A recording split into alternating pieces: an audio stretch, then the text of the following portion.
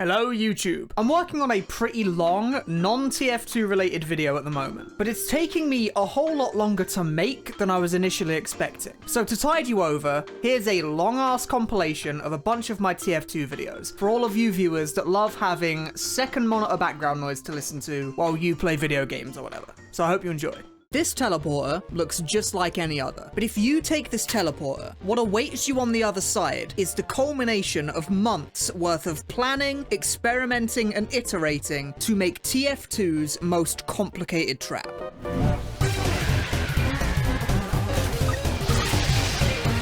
This pyro is traveling at TF2's speed limit. He has a glitched Goomba Stomp effect so he can crush people to death by landing on their heads. And he is doing over 300 damage to whoever takes that teleporter in an instant, which is more than enough to kill the tankiest class in the game. And all you really need to pull this off is a humble dispenser. Today, I'm going to show you exactly how we pulled this off, as well as a whole bunch of other really crazy and complicated clips that we hit just for this video. So without further ado, let me introduce you to the Dispenser Cannon.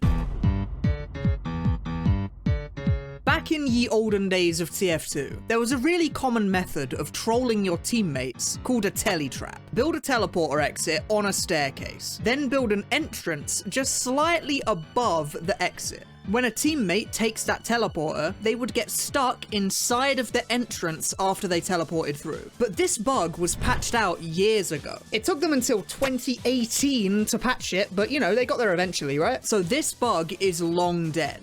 Or at least so I thought. See, this bug no longer works with teleporters, but it does still work with engineers' other buildings. Place a dispenser or a sentry on top, and place a tele-exit as close as you can on the bottom. If the slope is steep enough, you'll just barely be able to get the teleporter underneath the dispenser. You can also do the same thing if you get the dispenser to overhang a ledge just like this. Now, the old version of this bug can be used to trap your teammates, which is obviously problematic for the new player experience, or whatever. But with this dispenser version, the only player I can get stuck is myself. If your teammate takes this teleporter, they won't get stuck at all, since dispensers don't collide with teammates. Valve probably knew that this was possible, but they thought that leaving this in the game just didn't really matter. Why would anyone want to get themselves stuck in TF2? What could that possibly be used for? Well, turns out Valve didn't even know the half of it.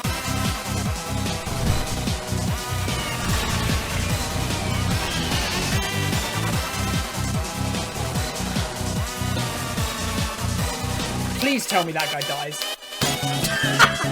Yes. This is what I like to call the Dispenser Cannon. It's an incredibly easy way to create a stuck launch in dozens of spots in every single map in the entire game. Anywhere there's a somewhat steep staircase or hill, you can build a Dispenser Cannon. Anywhere that you can build an overhanging dispenser like this, you can build a Dispenser Cannon. And anywhere that you can build a floating building, you can build a Dispenser Cannon. If you didn't know, on certain rocks or cliffs like these, you can very slowly move your mouse parallel to the rock, and in some spots, you can build a dispenser that floats above the ground. These spots exist literally everywhere. You just need to go looking for them. But if you can build the floating building high enough, then you can slide a teleporter right underneath it to get stuck inside the building. Once you're stuck in the dispenser, you can now start giving yourself velocity. So then, when you destroy the dispenser, you will get unstuck. So all of this speed is unleashed upon you to send you absolutely flying. Or you can give yourself all this speed, then launch another player into the sky. If an enemy player walks off of the dispenser onto your head and then presses jump, all of your stuck speed gets transferred onto them, which lets you hit all sorts of incredible clips. No, I missed the crit.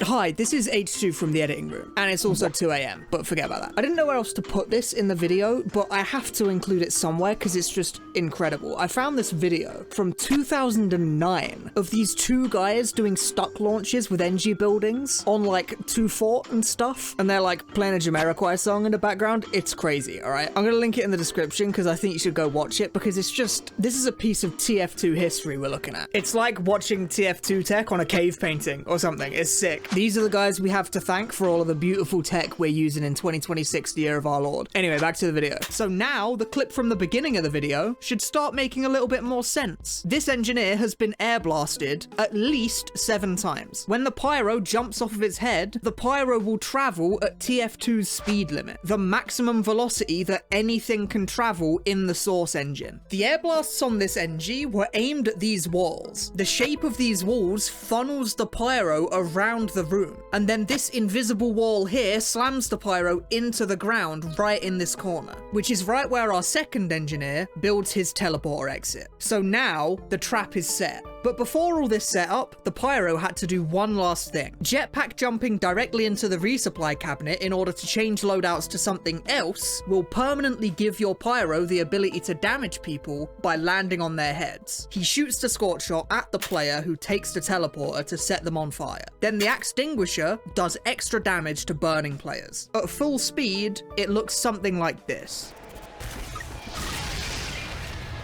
Make sure to taunt right after you swing your melee weapon for maximum style points.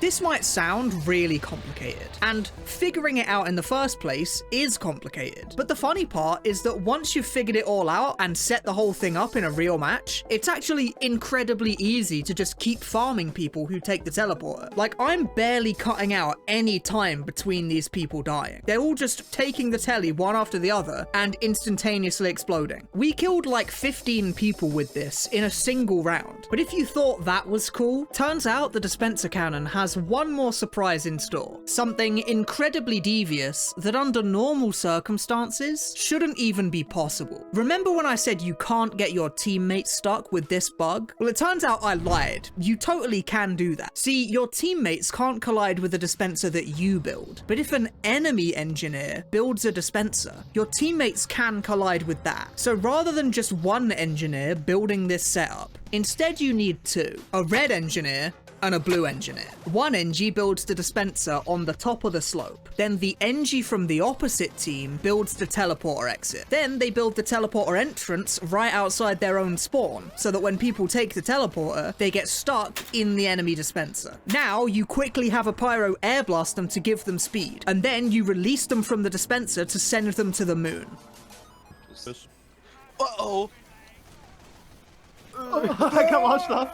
Goodbye, Pootis. So with enough people colluding, this setup allows you to not just stuck launch yourself, but to stuck launch a random player in the server, something that is usually completely impossible to do in TF2. Now, this idea has a lot of really obvious problems. 1, 2, 3, 4. Okay, he killed, but... But when the stars align, you can do a whole bunch of ridiculous things with this setup. Launch a random guy up into the skybox and then extinguisher combo him in the air. Incredible. Launch a guy up and then chase him up there with the sticky jumper. Dude, I know you saw this by You didn't even die! Yes. Launch a guy up and then pre-fire airshot him with the lock and load. What about getting a guy in a telly trap, launching him all the way across the map where there's a teleporter in a corner so that when he lands on it, you can telefrag him? This one's really stupid, but I love this clip. It's so funny. Now, the Dispenser Cannon gave us a really obvious idea, and that clip would look something like this. That's 4. Fuck, I'm so bad! So imagine that, right? But like, I hit the guy instead of missing like a stupid chud. It'd be incredible, right? This clip might not look that hard, but in reality, it's incredibly difficult. So difficult that we never managed to successfully pull it off. I'm dead! Oh, the timing was really good on that one as well. Heavy took it. Oh! He's so... Yes, poor guy. 2, 3, 4. He's on jetpack, so he's gonna get massive knock. Push the motherfucking car. Looks kind of chill there. Fuck! Oh, that was close. Oh, it was so close. In all the previous examples, we use map geometry to funnel the launched player into a spot we want them in. This spot on Citadel has invisible walls that force the launched player into a corner. The spot on Phoenix has the same thing. These walls funnel the guy to go exactly where you want them. But this spot on Upward has no such thing. They are flying completely freely with nothing to stop them. So you have to jump out at the perfect timing. You also have to match their angle they they launched at perfectly. You also have to match their speed as best you can, and you have to time your melee swing and not miss. And that's not to mention all of the times that it will obviously go horribly wrong. Most players who get trapped this way immediately start like hulking out and rattling the bars of their cage. Or someone who knows what you're doing will take the teleporter and instantly just start wreaking havoc and killing everyone. But then there's all the unexpected ways it will go wrong. Like a spy taking this teleporter and then going invisible so you can't see him to hit him. He's invisible. He's invisible. What am I supposed to do about that? Him going invisible was like a turtle going in the shell reaction. Or the player who takes the teleporter is actually a spy, so he doesn't get stuck because he's on the wrong team. Or a guy who would rather kill bind than get put in a frag movie. And most tragically of all, we had the worst possible outcome. We tried an even more complicated version of this with the airstrike, doing an airstrike sink catch on this cliff to chase the launched player with the market gardener. And on one of our very first attempts, tragedy struck. Go. I got a no reg! Oh no! My God. This game's so bad, it's insane. Like, what the fuck?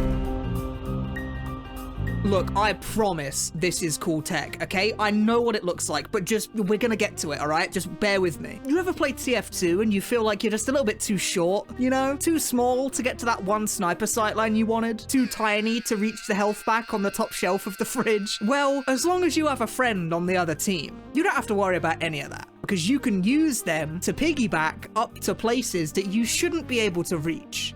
This is so dumb. What am I talking about? What the fuck?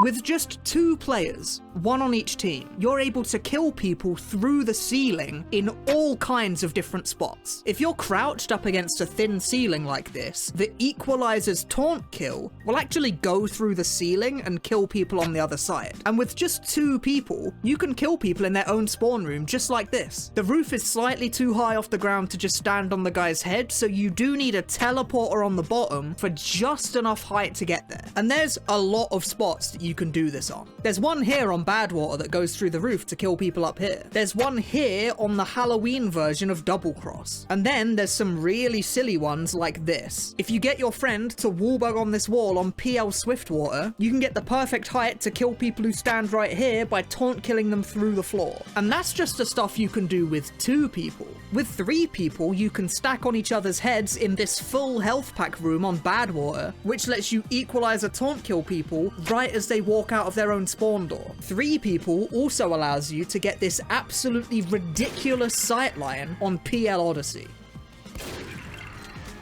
If the bottom player in the stack stands on a sentry gun, you can see all the way from the first point on the map to the last point on the map. Now, 3 people is great. But what about 4 people? Well, 4 people allows for one of the dumbest things I've ever done in TF2. On PL Upward, red team's first spawn overhangs this part of the payload track. With 4 people positioned just right, you can play a stacker soldier right up to the floor of red spawn, which allows you to equalize a taunt kill directly into their spawn room immediately as players spawn in, which leads to incredible moments like this. Go now, now, now, now, now. Yes! Go now.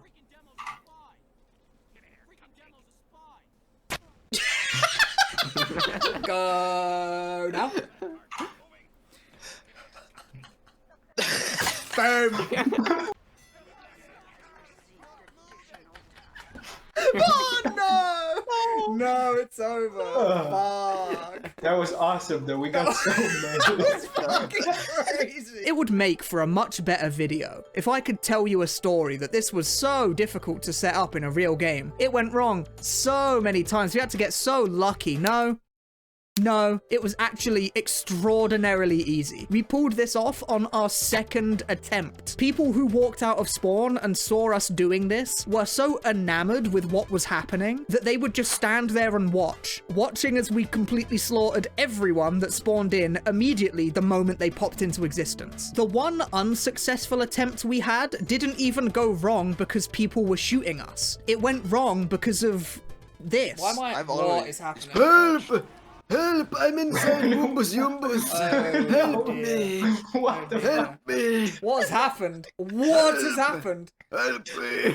What the fuck is going on? Let me in. Who knew that other players wouldn't be the problem? The problem would be us like melting into each other like a TF2 horror SFM or something. Now, we tried looking for player stacks that involved more players, but they're surprisingly hard to find. So the 4-player stack is by far the best version of the player stack we found. But player stacking is so easy that there's bound to be tons of spots that we just didn't find. So if you guys want to go looking and you find anything, let me know in the comments, because I'll be interested to see what you've found. Now, I never usually say this, as you can probably tell from this graph, but I'm gonna do it for once. If you've enjoyed the video so far, you should like and subscribe. It would really help me out and would tell the YouTube algorithm to show more people this video. I know, I get it. Yeah, I get stop or chill, relax.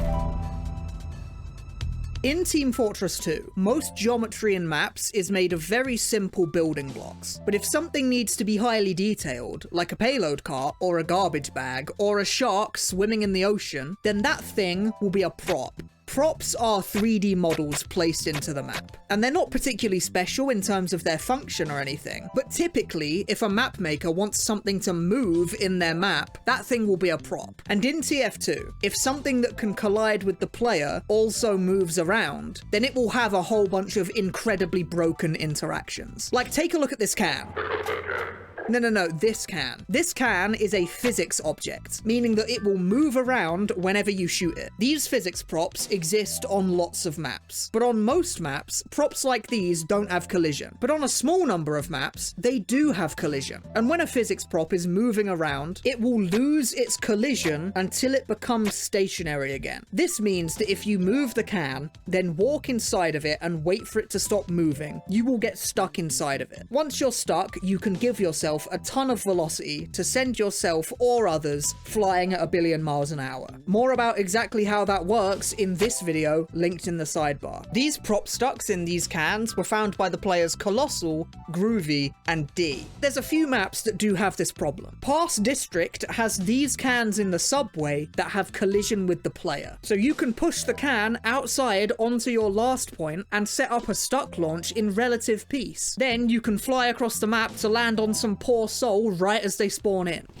5, 4, 2, 1, 5, 4, 3, 2. There's also this can on Boardwalk. The shape of this can makes it much easier to get stuck inside of, but you're more likely to get bothered while setting up the stuck launch because of the way the map is laid out. There's also similar cans on Shark Bay to do the exact same thing, but it's not just cans that you can get stuck inside of. There's also barrels. On CP Steel, there's these 2 barrels next to the first point. If you melee the barrel or shoot it with most weapons, it will instantly explode. But if you shoot it with just a single shotgun bullet or a single pistol shot, the barrel won't entirely break. It will rock back and forwards without actually breaking. Whilst it's moving, it doesn't have collision, so you can walk right inside of it. And when it stops moving, the collision comes back and you get stuck. So you can give yourself a bunch of speed and then break the barrel to go absolutely flying. I'm going now. Hey, looks good now. That's insane. These barrels also exist on Dust Bowl. But like, good luck hitting a clip with this on Dust Bowl, Jesus Christ. Another type of prop you can get stuck in is one-way doors. If you walk slowly enough out of this door, the door will close on top of your head, getting you stuck, which allows you to do things like this. That's a really shitty jump, but Kill a soldier, kill a soldier, kill a soldier. I am scared.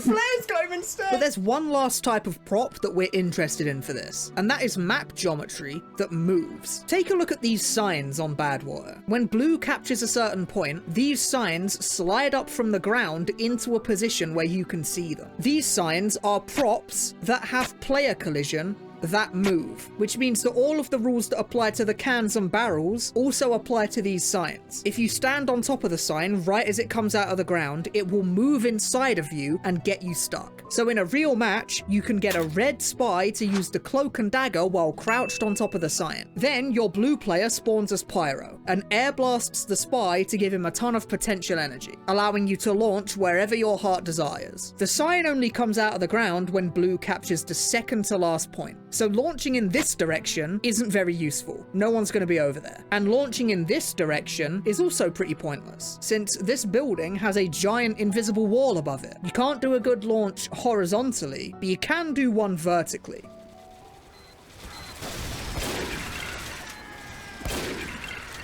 The reason this clip's so good is because this shot is harder than it looks. There's a bunch of different invisible walls up here. Some of these invisible walls block bullets, and some of them don't. So even though you can see over this entire building, you can only shoot at certain spots. So we had to spend a ton of time in a private server trying to figure out where we could and could not shoot. But all that planning paid off, because once we started going for it in a real match, it didn't take us too long to hit the shot.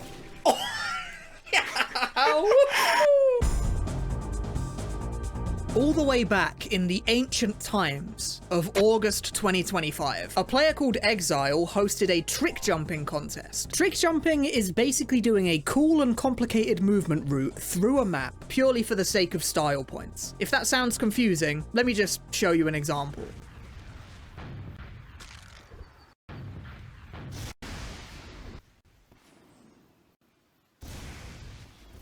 That was a trick jump that me and my friend Layla did in a previous video, and it serves no purpose other than being really cool and skill expressive. In this trick jumping contest, a team of judges would take all the submissions and rate them out of 10 based on how cool they are. Now, me and Layla submitted some trick jumps for this contest, and I'll probably talk about how that went in its own separate video in the future. But we also had another idea for this contest. What if you did a trick jump, but you did it in a real match and actually killed an enemy player at the end of the entire setup? That core idea sounds very simple, but it took a ton of time to find one that we thought was good. At first, we had a bunch of super basic ideas. What if someone played Pyro and someone played Soldier, and then the Soldier fed the Pyro synced rockets with the rocket jumper so that they could go flying into the sky with reflect jumps?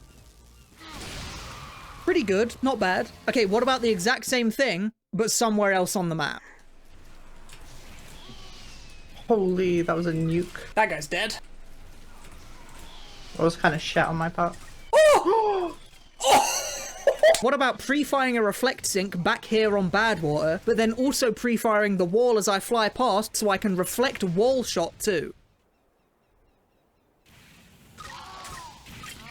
These are all pretty cool, but it felt like we were missing something. In a private server, on a jump map, reflect jumping can do some absolutely insane things. But in a real match, you're limited by the Soldier's 4 rockets, and also by the size of the map. Reflect jumping absolutely nukes you across the map, and most TF2 maps aren't big enough to accommodate that. So instead, we decided to take the Pyro out of the equation. The Soldier would be the one doing the flying around, and we needed to come up with a way to facilitate the Soldier to get a crazy market garden kill. Here's what we eventually landed on. You go into King of the Hill Suijin, a map with an enormously high skybox, and free reign to fly basically wherever you want. Then you get a cloak and dagger spy to go over to this arrow sign. You can stand on this sign, and right at the very edge over here is a stuck spot, where you can get stuck in the cliff above the sign. Then you get a Pyro from the opposite team to air blast that spy to give him a bunch of speed. This makes the spy really bouncy, so you can bounce off of his head into the sky. But the setup isn't over. The kill plane on this map is incredibly low to the ground when you fall off of the cliff. You can go all the way down here before the game kills you. So this gave us an idea. What if you had a demo wallbug on this cliff face as low as he can possibly go? Then, after the Soldier bounces off the spy, they do a triple sync on top of that demo to fly all the way back up into the map for a clip that looks a little something like this.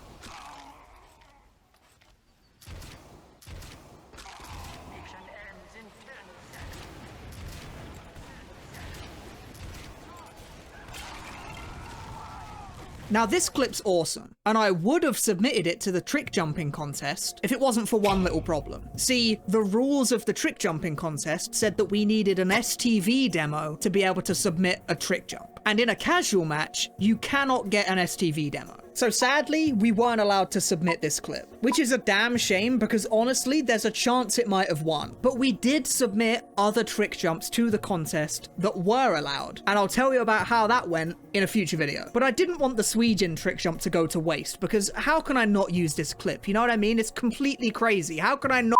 Meet Timmy Telefrag. He has just over 6 hours in TF2, and he looks incredibly unassuming. Nobody was intimidated by Timmy. They took one look at him and just decided he wasn't a threat. But what they didn't know is that Timmy Telefrag was hiding a secret. He had discovered some forbidden information that turned his regular, boring old teleporter exit into a remotely detonated landmine. People underestimated Timmy. They bullied him. They kicked him while he was down, but he didn't let that get to him. Because as a wise man once said, when they sleeping on you, tuck them in.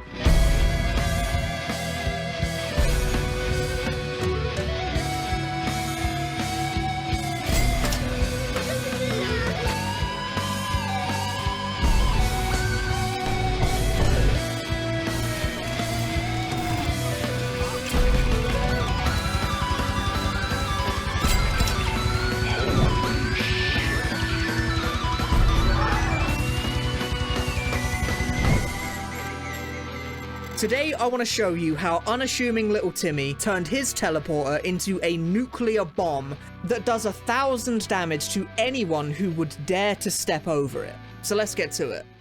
The Eureka Effect allows you to teleport to your teleporter exit, and when you do so, you do this long drawn-out taunt animation before you actually teleport. If an enemy happens to be stood on top of your teleporter exit when you teleport, they take 1,000 damage. But this incredibly long animation that happens before teleporting makes it nearly impossible to actually time your Eureka Effect teleport to kill someone the legit way. But our good friend Timmy Telefrag stumbled upon a super old bug with the Eureka Effect that solves this problem entirely. If you look really closely when you teleport with the Eureka Effect, you see a couple frames of your engineer stood still in his default animation before he actually teleports. This isn't just a visual bug, there is actually one single game tick before you teleport where you are almost entirely actionable. There are 66 ticks in a second, so this little moment in time only lasts a 66th of a second. During this one tick, you can't move or attack. You used to be able to pick up your buildings, but they patched that out years ago. But what you can do in this one tick is taunt.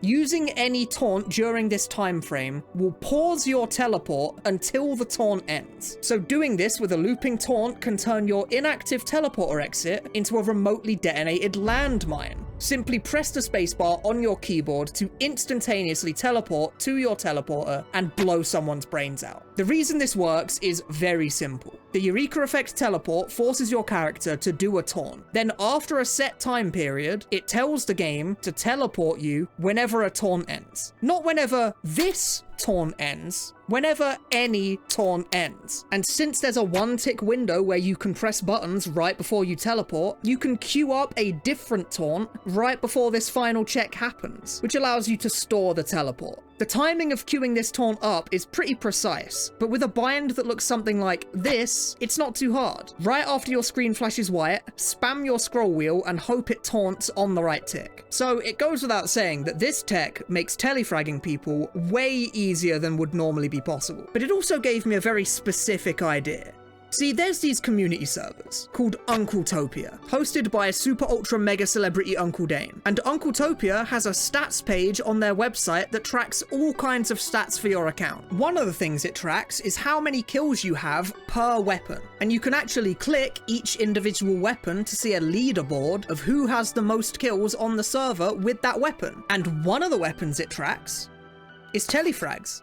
So I hatched up a plan. I made a fresh Steam account so that I could create my brand new alter ego, Timmy Telefrag. Yeah, it was me all along. It was me the whole time. I was Timmy the whole time, okay?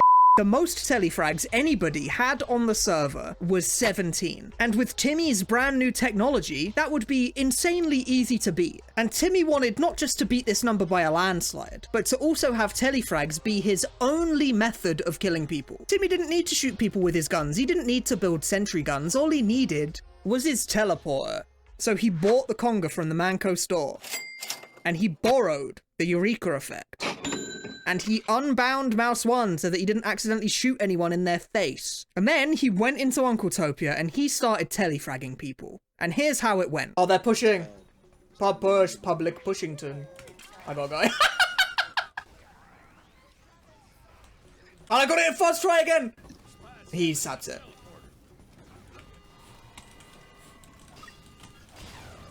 Fuck. I'm walking. It's just I'm the walker all the time. I'm actually just Mr. I'm Robin. They call me Robin Walker, the Walker. Oh my god, this game's so easy, bro. It's not even funny. This game's that I set up again.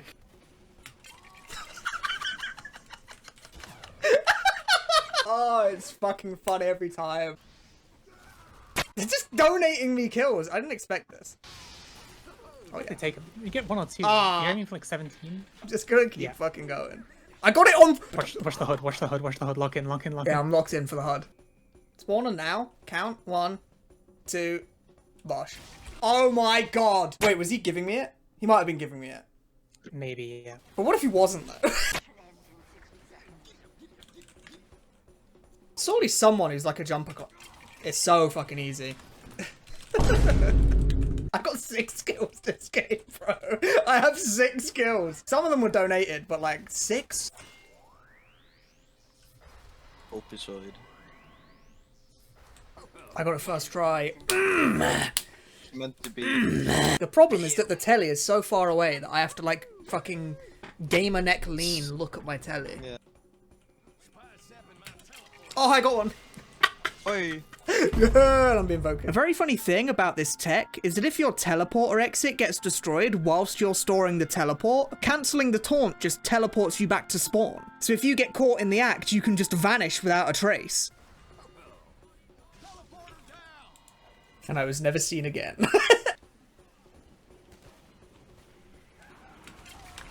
Why is it I was getting pushed by red players when the telly wasn't there, and now the telly's there, no one's here?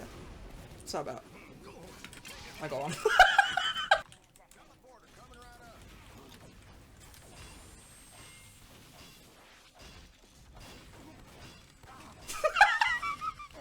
Help. Do my best. I'm doing my best. In me. Oh, you're insane! You're fucking insane at the game. You are the best player in the fucking world. Now, I went scouring the internet to find who originally discovered this tech, and I just couldn't find it. The oldest mention of the tech I could find on YouTube was a video from 2016 referencing a completely different bug. This video is talking about the patched bug that lets you pick up your buildings before you teleport. The video isn't about the teleport storage bug, but it references it at the start. This video does link to an older video about something else, but that video's not there anymore. So I think the original discoverer of this is just lost to time. I got an Ubered player. I got an Ubered sniper.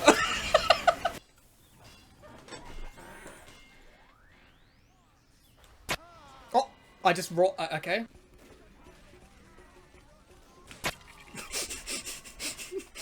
I love this. He's just like, no way. Pootis down. Telefrag. Timmy Telefrag with his iconic move. It's my finishing move in wrestling. Wrong class. Shit. Don't fucking do it. What? I got an achievement for doing 1,000,000 points of blast damage by just loading into TF2 and picking demo. Timmy Telefrag must just be the best demo the world's ever seen. Well, yours is fucking sick. Oh! Oh! Get body blocked by me, they might not realize in time. Now, sadly, not all taunts are created equally for this bug. This tech is extremely pay to win. Looping taunts are much better than non-looping taunts because you can choose when the looping taunt ends. And looping taunts that have ending animations are worse than ones that cancel instantly, since you have to go through the entire end animation before the taunt will end. The conga and the Kozotski kick are the best for this because they cancel instantly at the press of a button. The high five and other two-person taunts like it seem a good choice at first, but they're actually terrible because they can't be performed everywhere. If you're too close to a ledge or if you're facing a wall slightly, then the taunt will just fail. And worst of all, people can actually come up to you and high-five you to cancel your taunt early without your permission, which is obviously incredibly bad. Now, all the clips I've shown you so far are all successful telefrags, but don't let that fool you. Telefragging people might look like all sunshine and rainbows, but trust me, it went wrong so many times. What if I bait him onto the telly? Yep. Oh, I missed. Maybe. You don't have to. I'm a CBA. I got one. No, I didn't.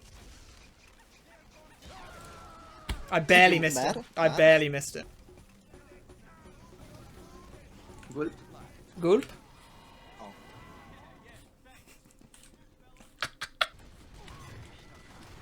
I'm got. Swag got me!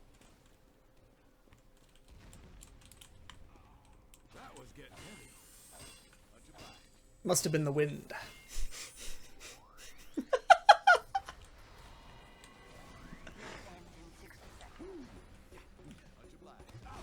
What he killing me for? What he do? Mission ends in 30 seconds. Nah, I saw it too late, bro. I saw it. And since Timmy isn't allowed to actually shoot people, there's a lot of clips that look like this.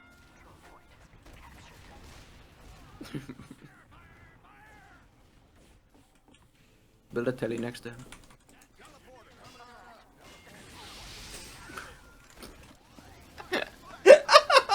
I lived. Bro, I fucking made it out.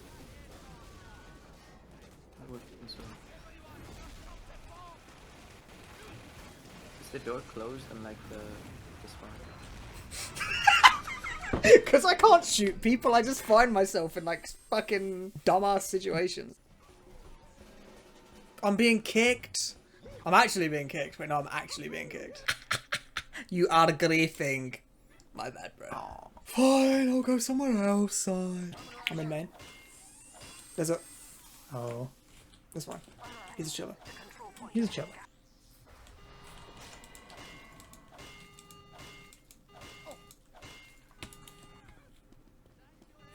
Takes my toys and walks off. He's killing me. What? I couldn't even... Bro, I couldn't even see. That was weird. I actually think being telefragged by someone called Timmy Telefrag would piss me off. It would like fuck me off big time. I'd be like unhappy. People are deaf, turns out. I got one, I got one. He saw the telly.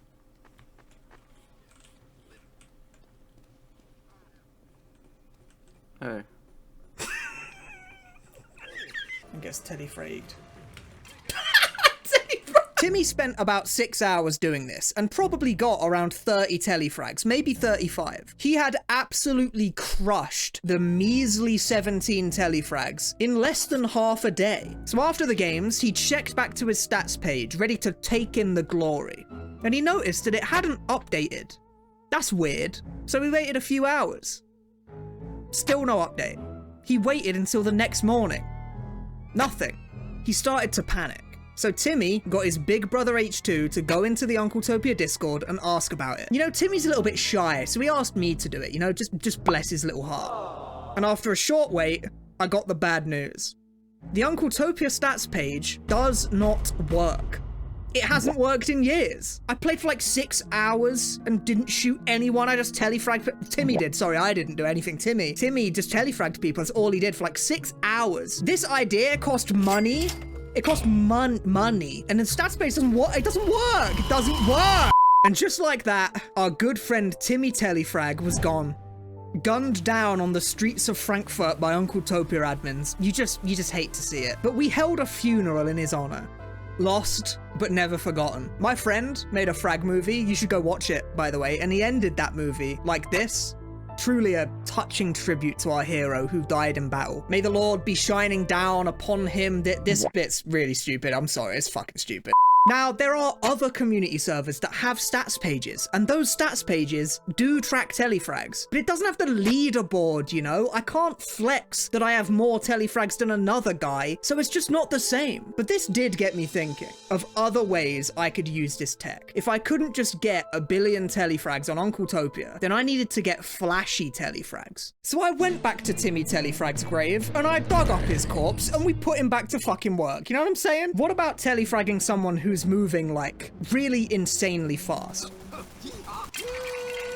Well, it wouldn't be an H2 video without a stuck launch, would it? If you're confused about what the hell's going on here with the, like, pyro and stuff, then check out this video where I talk about it at great length. But the short answer is that this teleporter brings a random player, and then the pyro gives him a billion speed and launches him out of a cannon. The ramp slide we forced the sniper to do here is extremely important. Without this ramp slide, aiming the player at the teleporter perfectly is basically impossible, but the ramp forces the launched player to take a predictable path every single time. Now this one's great, but it wasn't the only idea I had. I had one more idea, an idea that's simple on the surface, but took by far the longest of any of the clips you've seen so far. Most taunts end instantly when your player character becomes airborne, but for some reason, when you're using the conga and you get knocked up into the air, the conga taunt doesn't end. The taunt will continue until you die or you manually end it yourself. So what if I baited a pyro to push me off a cliff, but I placed a teleporter right where he might stand to do that, and then I mid-air teleported back on top of them to telefrag them? Sounds simple in concept, but this is basically pure RNG farming. So it took a very long time, much longer than any other clip in this entire video. He's gonna...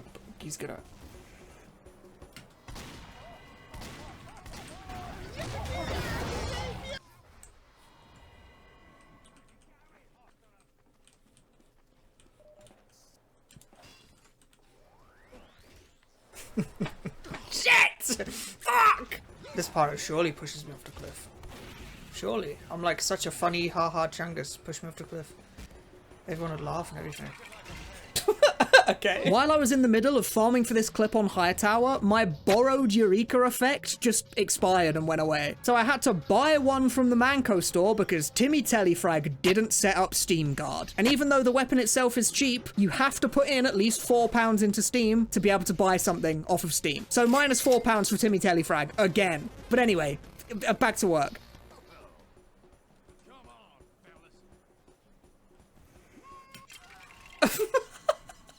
Was it good? Do you think that was good? I've been doing this for about 10 hours, like total. That's the first time I've had anything close to a success. You gotta be kidding me. I'm serious. I've been doing it for so long that my Eureka Effect borrow ran out and I had to buy it. With enough time spent, eventually. Okay, that one was better. That one was better. This one might not be as flashy as the other ones, but to me, it is by far the coolest. Now, there's also some other free telefrags I got, like telefragging a soldier who was trying to market garden me, or telefragging a soldier ramp sliding up this hill on a rollout. So as much as I was disappointed by Uncle Topia's assassination of Timmy Telefrag, my boy still got to show off his moves in a whole bunch of different ways. So now I can put Timmy Telefrag back in his grave so that he can rest easy, knowing that he will be remembered as the greatest telefragger to ever live.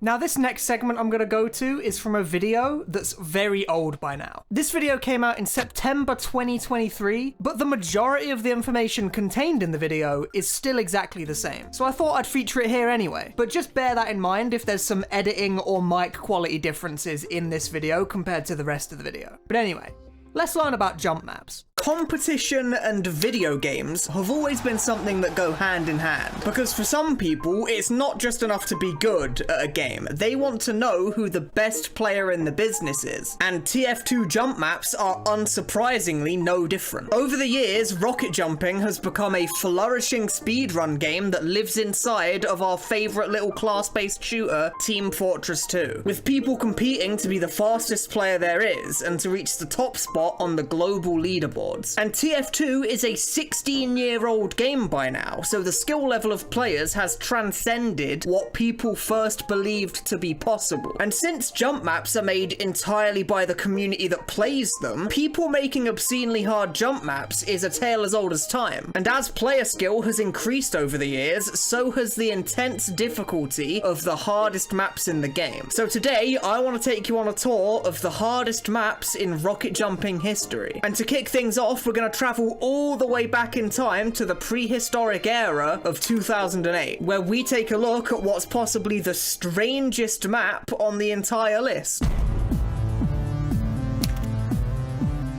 Jump Speed 2 is a very unique map. It's often hard to find exact dates of when maps are created, but a download link for Speed 2 was uploaded to Game Banana in November of 2008. But this map is a strange one, because it has some very confused origins, to say the least. Because it's not actually intended for Team Fortress 2 at all. It's actually a map designed to be played in Team Fortress Classic, the 1998 game that Team Fortress 2 is meant to be a sequel for. Speed 2 is originally made as what's called a conk map, where the scout and the medic in Team Fortress Classic could use concussion grenades to launch themselves around and fly through the map. And it was ported to Team Fortress 2 by a player called Steve NC because it was almost certainly possible for the Demo Man class to complete, which ended up being true. The Demo Man and his sticky bomb launcher are able to complete Speed 2 with relative ease. But for Soldier, the class with the rocket launcher, this map is secretly one of the hardest maps to ever grace the game. You see, most of the map is relatively easy. It's just lots of boring wall pogo that is extremely trivial for even slightly above average players to complete. But there's just one jump right in the center of the map that at first glance seems completely impossible. There's this hole in the ceiling. Climbing directly up any of these walls isn't gonna work because you'd just hit your head on the inside of the hole. But the hole is small enough that reaching it from this wall seems completely impossible. And for a very long time, that was exactly what people thought. The map is just impossible for the soldier to complete. This one jump is a barrier that just can't be crossed. But all of that changed when a YouTube user by the name of Naken released this video in December of 2015. A tool-assisted speedrun of Jump Speed 2, which shows a remarkable strat for the seemingly impossible hole jump. Jumping outwards and then shooting a rocket towards the starting zone, and using it to sink 2 rockets for extra speed. This allowed you to get a very precise pre-fire onto the ground below the hole, and if done perfectly, this gave you just enough speed to make it into the rim of the hole and pogo up to the top. This was a strat that people had theorized might be possible for a very long time, but no human runner had ever been able to pull it off. But this tool-assisted speedrun had proven the strategy to be possible, so now it was just up to a human player to hit this strat in an actual run. But this was no easy feat. The task makes it look incredibly simple, but actually executing it was a whole other matter. It wasn't until January of 2017 that a top player by the name of Boshi successfully hit this strat in a full map run, beating the entire map with a time of 9 minutes and 57 seconds. So as it turns out, all the way back in 2008, Speed 2, a conk map from Team Fortress Classic, had become the hardest jump map in the entire game by complete accident. And even to this day, this whole jump on Speed 2 is considered one of the single hardest jumps in the entire game. But this map, Speed 2, is what's called an off-class map. The soldier can beat the map, but he's not the class that's intended to beat the map. He's an off-class. And from this point forward, I'm not gonna mention off-class maps for the rest of the video, just simply because most off-class maps just aren't very interesting. But Speed 2 is an exception to that just because of the sheer difficulty of this one single jump, and for how long this one jump remained unbeaten by human players. However, the first hard map that was actually intended for Soldier wouldn't release until a few years later. But once it had been released, it gained a reputation incredibly quickly.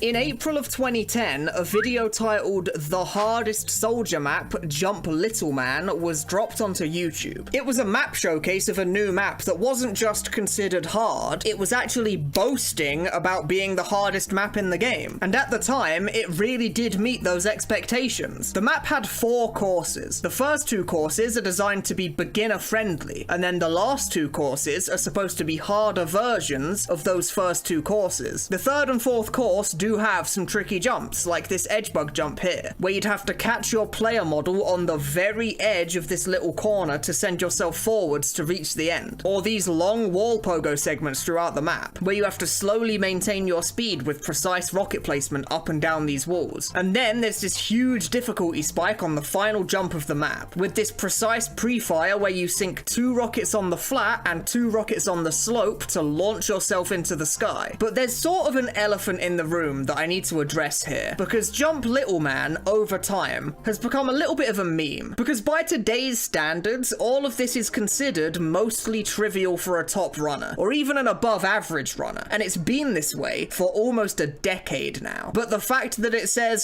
the hardest soldier map exclamation mark in the title of the showcase just sort of makes people laugh. In modern jumping, we measure the difficulty of a map using a tier system. Tier 1 maps are the easiest maps there are, and tier 6 maps are supposed to be the hardest maps there are. Although this tier system does have some pretty major issues, but we'll get to that a little bit later. So in 2010, most of the jumps in course 3 and 4 were considered intensely difficult, but by today's standards, most of this stuff is considered tier 4 at most, with the final jump in the map being the only jump that crosses over into tier 5 territory. But it's not even close to being considered hard enough to fit into the hardest tier of tier 6. For the time period, this map was revolutionary. So many ideas that are exceptionally commonplace in modern mid to higher tier maps were pioneered in part by Jump Little Man, and most of its jumps hold up pretty well to this day, which really cannot be said for the majority of maps that are as old as this one. But for our next map, we need to take another 2-year step into the future, to another map that was just as revolutionary as the last.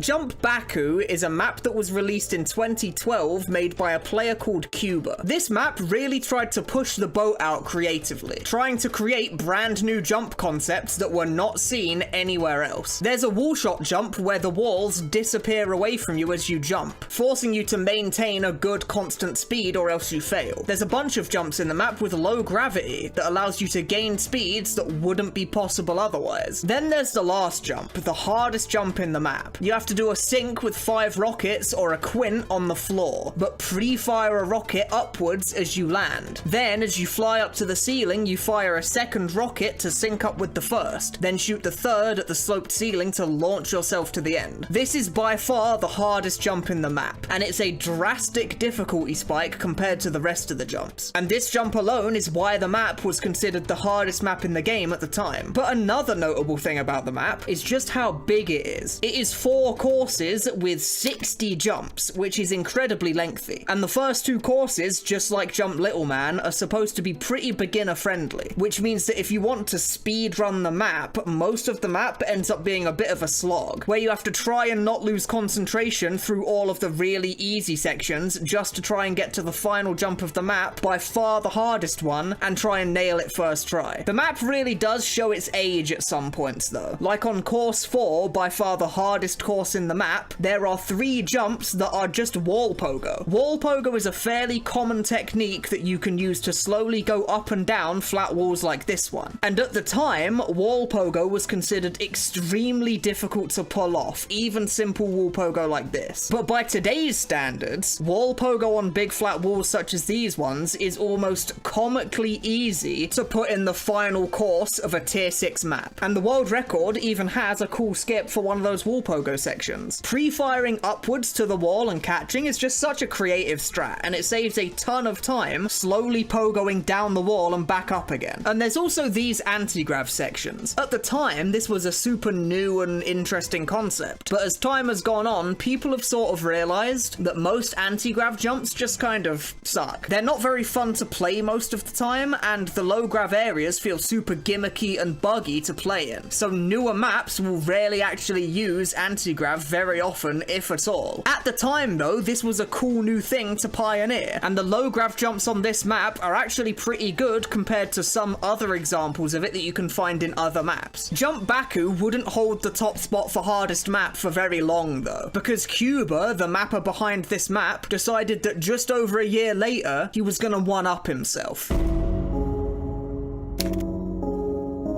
Jump Sync is exactly what it sounds like. It's a map that consists entirely of sinks, where you fire rockets as you travel to then sink multiple rockets to hit the ground at once, letting you gain massive amounts of speed. This map is just a ton of sinks all in a row. This map, just like the last, is also very long. There's not as many individual jumps as there were on Baku. There's only 26 jumps, but each jump can take a very long time to beat. This map is difficult most mostly because it requires a very high level of consistency. There are a bunch of jumps in the map that are just lots of sinks all in a row, and if you fail just one of them, you lose. 10 doubles in a row, 10 triples in a row, and then the final jump is just 10 quints in a row. You need a near perfect bundle of rockets for every single quint 10 times in a row, and if you fail any one of these 10 quints in a row, you have to start over. Some people would argue that this map isn't actually as hard as Jump Baku, the map we just talked about earlier, because the actual tech you're doing is much easier to execute than the hardest jump on Baku is, with this crazy upwards pre-fire. But on the other hand, the map requiring such a high level of consistency means that beating the whole map flawlessly felt next to impossible. Nowadays, I think most people would probably say that Baku Last is harder, but at the time, all the way back in 2013, this was a pretty tough debate to settle. But to add to the difficulty, there are also certain jumps in the map that require more than just good consistency. There's actually one jump in the map that requires a perfect quint to complete. If you didn't know, there's actually a maximum velocity that you can travel at in Team Fortress 2. It's 3,500 hammer units per second, which, if you wanted to know, looks like this.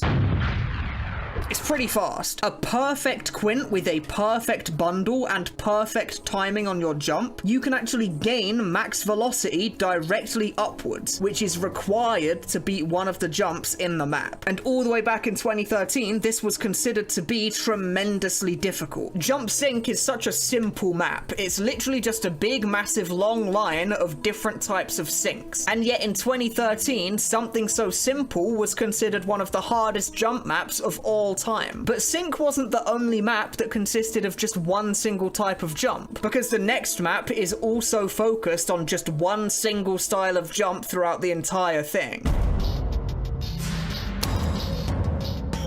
Jump Squared is the first example of what's called a wall pogo map. Wall pogo is that tech that we learned about earlier, where you can slowly ascend, descend, or stay stationary on flat walls like these ones. On big flat walls like this one in Baku, wall pogo is relatively easy to pull off. But when people start pushing wall pogo to its limits, suddenly it starts to become very, very hard. Squared features a ton of wall pogo on very thin walls, with large gaps between each wall, forcing you to gain lots of speed in a very small amount of space to make these transitions. There's also what's called corner pogos on these tiny little pillars, where you have to transition around the corner on a single wall. And the later jumps in the map are pretty long, meaning that you have to be flawless in your execution for long periods of time without failing once. But this map is infamous for one jump and one jump alone. In the middle of the map, there is an enormous maze made entirely of wall pogo, and calling it enormous really does feel like an understatement. The world record run of the map takes 3 minutes straight of wall pogoing to reach the end, and that's of relatively fast wall pogo performed by one of the best players in the world. Not to mention that the world record already knows the route through the maze, which you of course can go the wrong way on and get lost, meaning that the map forces you to have to scout out the maze and use server plugins to draw a line through it before running the map for the first time. The rest of the map is actually difficult, but the maze level that it's infamous for isn't as difficult as much as it is tedious. It just takes forever and makes the map a slog to speedrun. But the rest of the map is where it's like actually interesting, because these wall pogo maps were relatively few and far between back in the olden days of 2014. So this was actually one of the early pioneers of hard wall pogo maps, much to the dismay of modern completion players, I'm sure. Wall pogo requires tons of very tiny adjustments in the angle you aim at and the movement keys you press to stay attached to the wall. And the endurance required to keep this up on these tiny walls for such long periods of time is no easy feat. But our next map is a complete change of pace from this one, on the complete opposite end of the spectrum, because I want to introduce you all to a brand new genre of hard map. It's called a pre-fire map.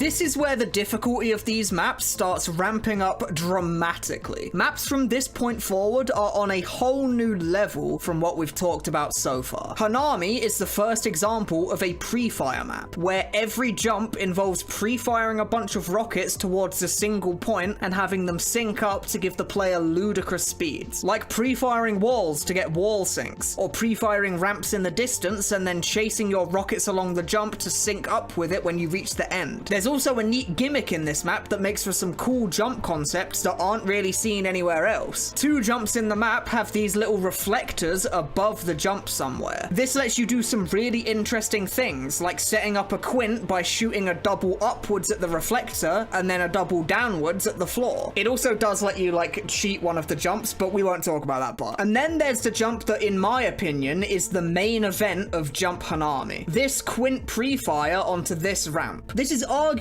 the hardest jump in the entire map, and if done right, you get an ungodly amount of speed to reach the finish with. Although whilst watching this footage in the background, you might have noticed that the runner we're watching is firing a lot of excess rockets whilst doing this jump. All of these excess rockets are being fired for timing reasons. People figure out timing setups for jumps like these to allow all of their rockets to sync up exactly how they need them to. Fire 1 excess rocket as you walk off the ledge, then aim 2 of your next rockets at the ramp. Those 2 rockets are now synced up perfectly. Then fire 4 excess rockets as you fall, walking off the platform on the 4th, then firing a 5th excess rocket and aiming your next 2 at the ramp. If you did this correctly, all 4 of the rockets that you shot at the ramp would land at the exact same time. Without these timing setups, you're essentially firing blind, which makes the jump basically impossible to complete. But our next map is going to be a little bit different, because for the entire video so far, we've been talking about rocket jumping, you know, with rockets, right? But our next map is going to be an honorable mention from the other way you can beat jump maps, the Demo Man class. This is where we have to introduce the Demo Man. The Demo's sticky bomb launcher allows him to place little mines on the ground that he can then detonate whenever he wants. And you can use these explosions to launch yourself around just like with rocket jumping. Jump When is one of the hardest demo maps there is, and a big part of this difficulty is in its length. This is the longest map we've talked about so far, by a long shot. It is 10 courses, each with 10 levels, making 100 individual jumps to complete in a row if you want to set a full map runtime. And individual jumps can also be very long themselves, like the very first jump in course 10 that is literally just very easy pogo sections going around in a big loop for 6 entire unbroken minutes straight. But this, despite its length, is one of the easiest jumps in the entire map. If we want to talk about the harder jumps, we have to go to course 9 and 10. Most of the jumps in course 9 and 10 are incredibly hard, and most of the jumps themselves also take minutes to complete flawlessly, like the final jump of course 9, where you have to pogo on a slanted wall through incredibly narrow gaps. The shapes of these walls might look random, but you're actually pogoing across text that reads out the word Zyke. Zyke being the name of a player that the map maker is friends with. And when this map was added to Tempus, the servers where everyone speedruns jump maps on the global leaderboards, this map was actually considered so hard that the admins actually nerfed some of the jumps to make them easier. They added these little green boxes that launched you when you touched them to skip parts of the jump. Level 3 on course 10 was nerfed for sheer difficulty alone, and level 7 on course 10 had some air pogo sections removed. But Jump When's reputation isn't only because of its difficulty, it also has a reputation for being a bit of a joke.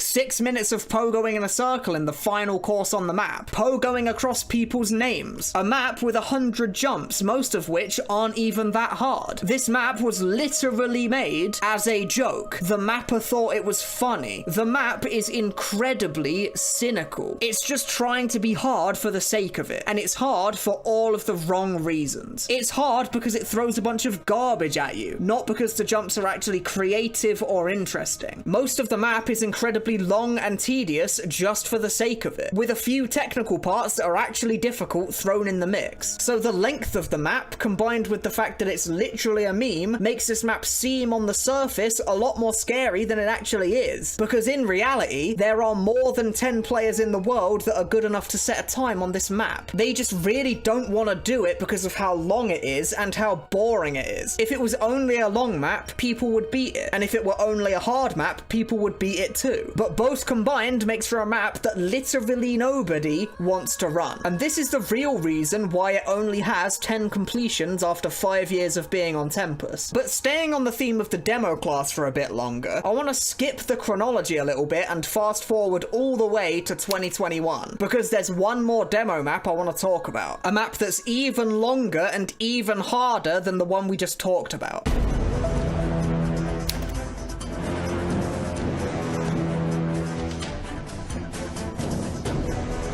This map is like Jump Wen's scarier older brother. It has everything Wen has, but is much harder in basically every way. And it keeps the naming convention of being called something that's hard to say in a sentence without sounding really stupid. It has the pogoing across people's names, except these jumps are even more precise, with crazy transitions from wall to wall. It has the crazy long jumps that take 6 minutes of perfect endurance to complete, but this map's endurance levels are also exceptionally difficult. And the map is incredibly long. Jump Wen is 100 jumps long, but Jump The is 101, which honestly is probably just one-upmanship at this point. The step up in difficulty from the last map here cannot be overstated. Jump Wen cannot even compare to the difficulty that this map brings to the table. This map, which released in 2021, is so difficult that it could very easily be argued to be the hardest map in the entire game. There are a lot of very difficult jumps, so many that naming just the most notable would take way too long, so I'll just try and name a few. There's the heavily slanted pogoing across the word Rero Trains. Rero Trains being yet another username of another jumper, which takes 6 minutes to complete flawlessly and has some of the craziest transitions in the entire game. Pogoing on slanted walls like this is significantly more precise than it looks, and the steeper the slant is, the more precise it becomes. Keeping this up for such a long time and being able to transition from one slanted wall to another requires complete mastery over your movement. There's also this absolutely insane transition on Jump 8 of Course 10. And of course, who could forget the cone? Incredibly steep slanted pogo across a big cone that you have to descend all the way to the bottom of, then all the way back up to the top without failing. This map is still relatively cynical for a lot of the same reasons that Jump Wen is cynical. Like, there are multiple courses that are literally just tier 3 pogo sections that take 5 minutes to beat, whilst the 8th and 10th course have some of the hardest individual jumps ever created. There's no doubt about it that this map would probably be objectively better if it was shorter, because most of the map is filler that's just there for no reason. The only reason I can think of that this stuff is here is so that it can keep up with tradition. There are quite a large number of demo pogo maps that are incredibly long for practically no reason, and I guess this map just wants to live up to that tradition. It's like it wants to be a spiritual successor to Jump Wen, which is a map that's literally made as a joke, because the hard parts of Jump The are actually incredibly interesting, and if the harder courses were condensed down into 1 or 2 smaller maps, instead of just being tacked onto the end of literal hours of filler levels, then maybe it'd incentivize more players to learn how to do all of the crazy difficult techs that are required to beat this map. But instead, it ends up being much too intimidating for anyone to even try. And if you ask me, it's intimidating for a lot of the wrong reasons. But now I want to go back to talking about rocket jumping, the soldier class. And to do that, we need to rewind back in time a little bit. Back in time to 2018, when there was a mapper cooking up some of the hardest wall pogo that they could possibly come up with.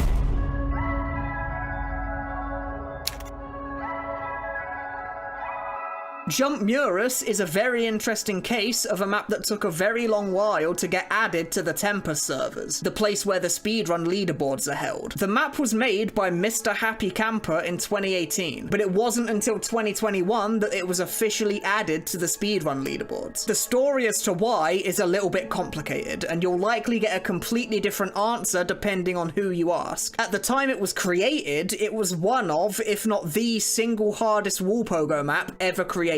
But by the time it was added to the speedrun servers in 2021, there were a couple of other contenders for the top spot in terms of difficulty. But even in 2021, it took a good few months before Jump Murus would ever see its first completion, first toppled by a player named Riot with a time of 37 minutes. Hello, this is H2 from 2026. The first completion wasn't in 37 minutes and 20 seconds. It was actually in 3 hours and 9 minutes. This is just the first video that got uploaded to Tempest Records. 2023 me got that wrong because 2023 me is even dumber than I am now. Jump Murus is a wall pogo map known for its huge transitions between walls and for the large gaps left in the walls that the player has to descend down. Many of these huge transitions require tons of speed to cross, with not very much space to gain that speed. Other transitions force a player to have to fall a long distance downwards before catching on the wall, which gives the player a ton of downward speed. Keeping your speed and position under control whilst falling this fast is exceptionally difficult and requires near perfect precision in where your rockets are placed. And if you fail just a single rocket, you'll plummet to the bottom of the wall and fail. There's also jumps that limit the number of rockets that you're able to use, forcing you to travel as fast as possible. Like this opening section on the 10th jump. These markers on the ground are your ammo regen. You have to use 4 or less rockets to travel from one regen marker to the next. So you have to maintain perfect speed across these walls whilst also having perfect height control to avoid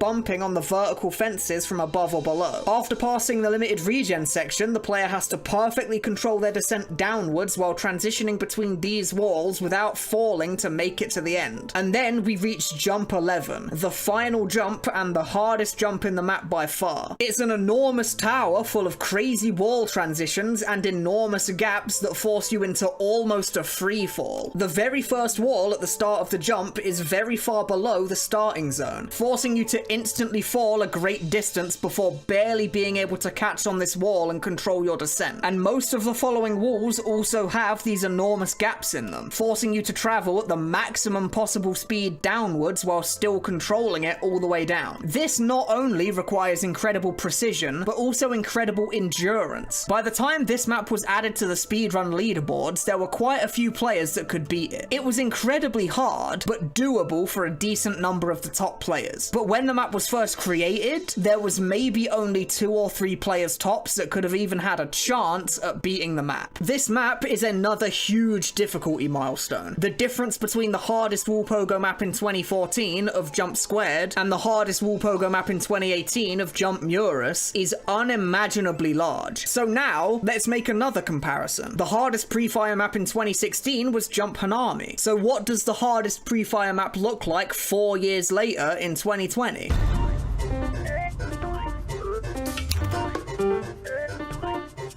Jump Rick O'Connell is arguably the hardest pre-fire map in the game right now, being a gargantuan step up in difficulty from Hanami. And there's something that probably needs addressing instantly, right? The pictures of the main character from The Mummy, Rick O'Connell, played by Brendan Fraser. Yeah, I don't really know why this map is themed around a character from a 1999 cult classic movie, other than the fact that it's funny, I guess, but that's the world we live in, so here is Jump Rick O'Connell, apparently. And the goofy Rick O'Connell theme really speaks to the design of some of the jumps too, being super goofy concepts that would never really show up in any other map. Like this second jump here, where these launch pads launch the player forward and allow them to pre-fire rockets at the far wall. But they don't exactly launch the player in a straight line, do they? Or this jump here, where you have to pre-fire 2 rockets downwards, then gravity reverses and you have to fire 2 rockets upwards, sinking 5 rockets in total onto this little platform, a platform that has has Brendan Fraser's face on it, because it's funny, I guess. The map was at least partially made as a joke, but unlike the other joke map we talked about earlier, this map isn't just obscenely long for the sake of it, but don't let looks deceive you. Despite the funny, goofy look it has, the map is incredibly difficult, with the hardest jump in the map being this jump right here. It's pretty tough to tell what's happening at first glance, so let me try my best to explain it. This first rocket is shot for timing, then 2 rockets are synced downwards. Right as he hits this ramp, he fires 2 more rockets for timing, then walks off the platform, sinking 2 more rockets towards the ground. He then pre-fires 1 rocket upwards at this sloped ceiling. As he flies past his first bundle of rockets, he flicks downwards to fire a 3rd rocket in sync with them. Then he sinks on this ramped ceiling to launch himself into an invisible trigger that teleports him to the bottom of the jump. If timed perfectly, the moment you teleport, your previously synced 5 rockets will hit the ground below you and fling you to the finish. It's incredibly complicated, and just explaining it like that doesn't do it justice on just how precise this jump is. And the final jump is no easy feat either. There are 3 little walls on the other side of this jump. You pre-fire 3 rockets at the highest wall in the distance. Then you have to chase those rockets all the way to the other end of the room as fast as possible to reach this green launch pad in time. As this green box launches you, you pre-fire the middle wall, sync on the middle wall, and catch all 3 of your rockets pre-fired on the final wall, launching yourself to the end. This map is excruciatingly difficult, and it's only been beaten by 30 people, with some of the most undeniable best players in the world taking hours to beat the map. There's even an incredibly tragic and slightly funny story of a player named Vice. He was live streaming his attempts at beating Rick O'Connell, and with a time of 6 hours and 29 minutes, he finally beats the last jump in the map. The only thing left to do is travel across this thin platform all the way to the end. But then suddenly... What? I crashed! I crashed! What? I crashed! His game crashed. I crashed! I crashed! No way, I crashed! His game crashed. Stop laughing, guys. It's not funny. Don't laugh. No way, bro. This happened 3 years ago by now, and Vice still has no completion on Rick O'Connell. There's actually no way! Don't laugh. It's not funny, guys. Don't laugh. Rick O'Connell is the hardest pre-fire map there is right now. But pre-fire is not the hardest genre of map there is anymore. Not by a long shot. Nowadays, wall pogo reigns supreme.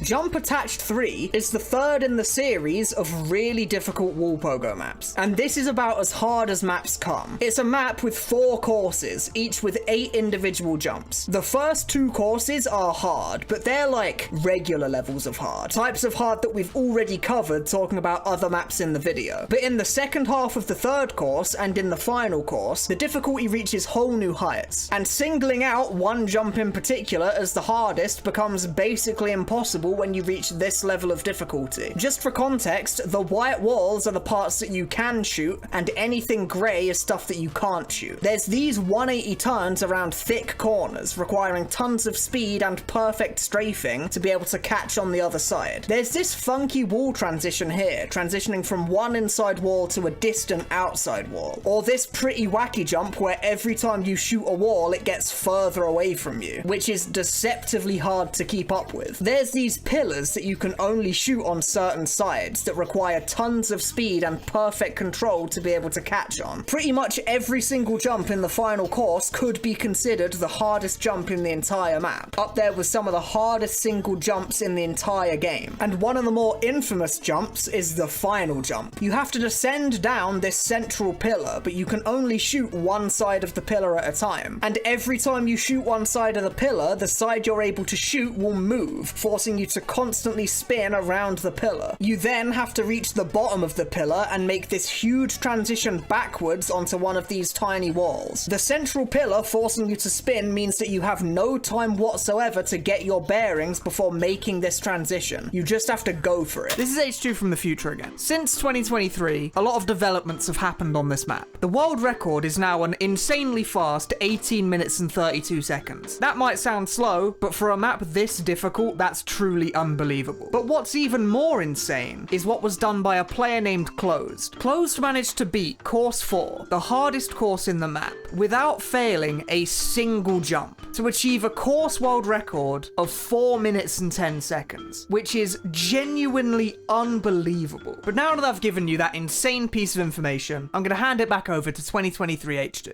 But you can see the staggering improvement in the top players' skill levels over time in these other maps that people have been making across the years. So there's no doubt in my mind that this map's world record will get whittled down even further, just the same as other crazy difficult maps have been in the past. But this is the end of the list so far, a story spanning across 16 years of TF2 history. And the increase in difficulty measured here is absolutely staggering, to say the least. And I personally can't wait to see what other complete horrors the jump community manages to create next.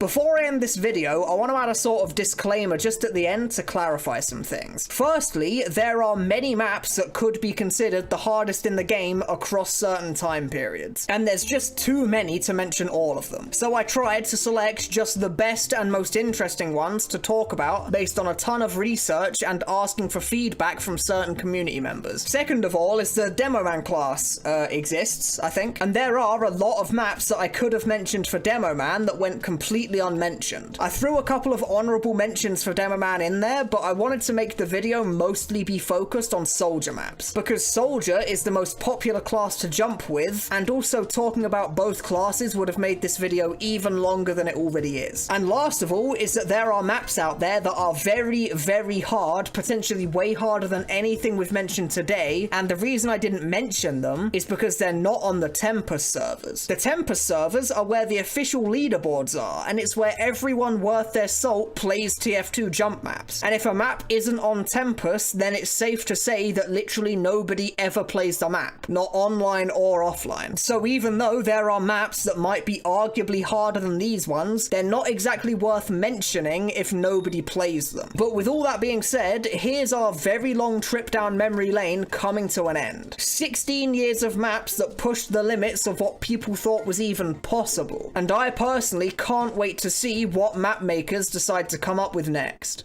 Gun to your head, 3 options. You're playing Soldier and you need to get a 20 kill streak with only the Market Gardener. What secondary are you choosing? The Man-Treads, the Conqueror, or the Base Jumper? If you're like every other Trollger I see in casual, you probably chose the Man-Treads. But you're wrong, and now you're dead.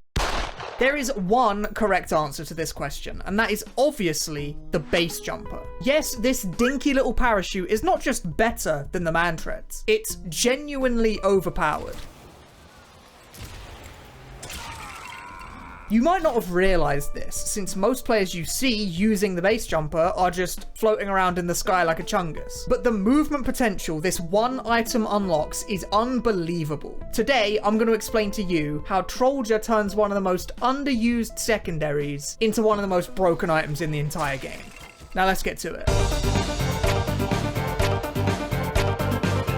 Let me show you the basics of what we now call base boosting. When you open the base jumper in the air, you start floating gracefully across the sky. While the base jumper's active, you can strafe super fast, but your move speed is capped to around 300 to 350 hammer units a second. This is probably the part you already know, but what you might not have known is that this 300 speed cap only applies while you're descending. If you have any upwards velocity whatsoever, you can travel as fast as you want, even with the base jumper open. This combines very nicely with another unlisted stat that the base jumper has. While the parachute is active, you take 50% increased horizontal knockback from all sources. It doesn't say this on the item description, but it is there. What this means is that you can briefly open and close your parachute mid-rocket jump to gain a ginormous speed boost from your rocket. Now remember, this only increases horizontal knockback. Your vertical speed is unaffected by the parachute. parachute. But this minor detail with the base jumper takes Soldier, the class that already has the most mobility in the game, and gives him even more mobility on top of that. Here's the simplest form of a base boosted rocket jump. You do a rocket jump off of the floor, then you do a rocket jump off of a wall. But right as you fire your rocket at your wall, you press spacebar. Then you press spacebar again a short while later. The timing is extremely lenient, so don't worry about mashing spacebar super fast or anything. This will turn your regular wall shot into a horizontal nuke that lets you fly enormous distances. This can be used to do things that would ordinarily be extremely situational in a real match. For example, you could set up a wall sync. Base jump a wall shot on this wall, then pre-fire a rocket at the next wall ahead of you to gain a massive amount of speed. Without the base jumper, wall syncs like this are extremely difficult to do in a real match, and they require very specific setups. Not because you can't get enough speed, but because you don't have enough rockets. With the base jumper, I can wall sync from a setup that uses 2 rockets. Without the base jumper, I need at least 3 rockets for the same amount of speed. So I would somehow need to find time to reload an extra rocket to be able to hit a wall sync with this setup. Now, wall syncing without the base jumper isn't impossible. You could do some sort of speed shot setup or something, but setups like these are much more precise and situational. But with the base jumper, you can just wall sync wherever the hell you want, and all you have to do is tap spacebar on one of your wall shots. The base jumper also lets you wall sync off of very slow speeds. I can do a wall shot, pre-fire at a downwards angle on this wall, and then tap my base jumper to use this wall sync to fly across the map. Without tapping the base jumper, this pre-fire on the wall doesn't do anything. These wall sync examples perfectly encapsulate one of the things that makes the base jumper so powerful on Trollja. It saves you rockets. You can get the speed of 3 rockets in just 2, which is extremely beneficial for tons of reasons. When you're playing Trollja, you are at your most vulnerable whilst you're reloading your rocket launcher. After market gardening someone, the main thing you want to do is rocket jump away. If you land with 0 rockets loaded, you can't jump away, so you are incredibly vulnerable. The base jumper giving you huge speed with less rockets fired means you can conserve those rockets to jump away from people after you get your melee kills. The base jumper also makes you harder to kill mid-air. Since you're moving more fast more often, the ability for a hit scan class to deny you, or a projectile class to airshot you, is much more difficult. And most importantly, it makes your movement much more explosive. People who have played a lot of TF2 know roughly how far a soldier goes from a rocket jump. So they see you all the way over there with the rocket jumper, and they think they're safe from you. Which leads me nicely onto my next point. The base jumper can do much more than just give you a really strong wall shot. Using the base jumper on your first rocket jump is the most objectively broken thing about the item. Look at how much distance I am covering in one rocket. I am lunging at this guy like a Five Nights at Freddy's jump scare. And this will catch experienced players off guard all the time. They think they are far away enough from you to where you'll need at least 2 rockets to reach them, or that 1 rocket of speed is slow enough for them to react to. But instead, you fly towards them at 1 billion miles an hour in just 1 rocket, and they have absolutely no time to react to this whatsoever. And this, of course, also saves you rockets. Speeds that would take 2 rockets now only take 1, which unlocks some insane setups. When you use the base jumper like this, you have the spare ammo to pre-fire random spots in the distance, and you have the speed to catch up to the rocket. Like, look at this jump on PL Pier. You can bob along the surface of the water, pre-fire in front of you, and then water sink on the wall to fly back up into the map. Saving your rockets also makes sinks massively powerful. Like, check out this spot on Citadel.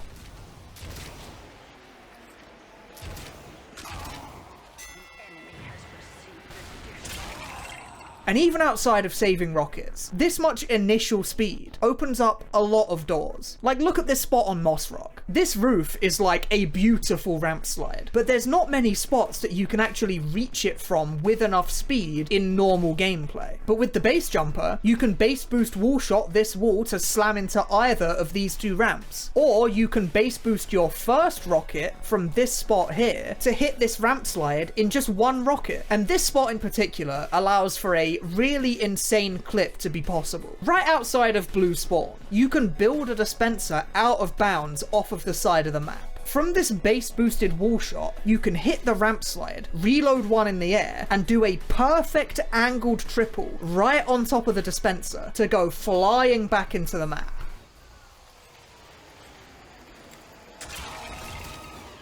Now, doing a base boosted initial rocket like this is much more difficult than a base boosted wall shot. Base boosted start rockets require 3 spacebar presses within like 0.1 seconds. You can do something similar by jumping and then base boosting super late like this, but this is significantly less powerful. The strat for doing these quickly is binding jump to scroll wheel. Then, to do your base boosts, you scroll your mouse wheel, then crouch and fire a rocket all at the same time. It takes a lot of practice, but eventually you can do these very quickly, very consistently. But there is a place where this falls kind of flat, and that's with water base boosts. You know how in TF2, when you rocket jump out of water, it makes your rocket jumps go way further? Well, this increase in speed stacks with the base jumper's speed increase, which lets you do some absolutely unbelievable things. 1.6k hammer units in one rocket is legitimately ridiculous. This is like 2 stickies from a demo levels of speed. But sadly, doing water base boosts is extremely difficult. And it's not difficult in a cool way. It's not like how tier 6 jump maps are hard. It's difficult in the you have to press spacebar 3 times within 1/10 of a second kind of way. And even when you use scroll wheel, it doesn't get any easier. But if you do manage to do it successfully, you can allow for some extremely cool and interesting setups. Like, take a look at this spot on PL Citadel. You can water base boost, then pre-fire above the staircase, and then wall sync to fly into the rest of the map.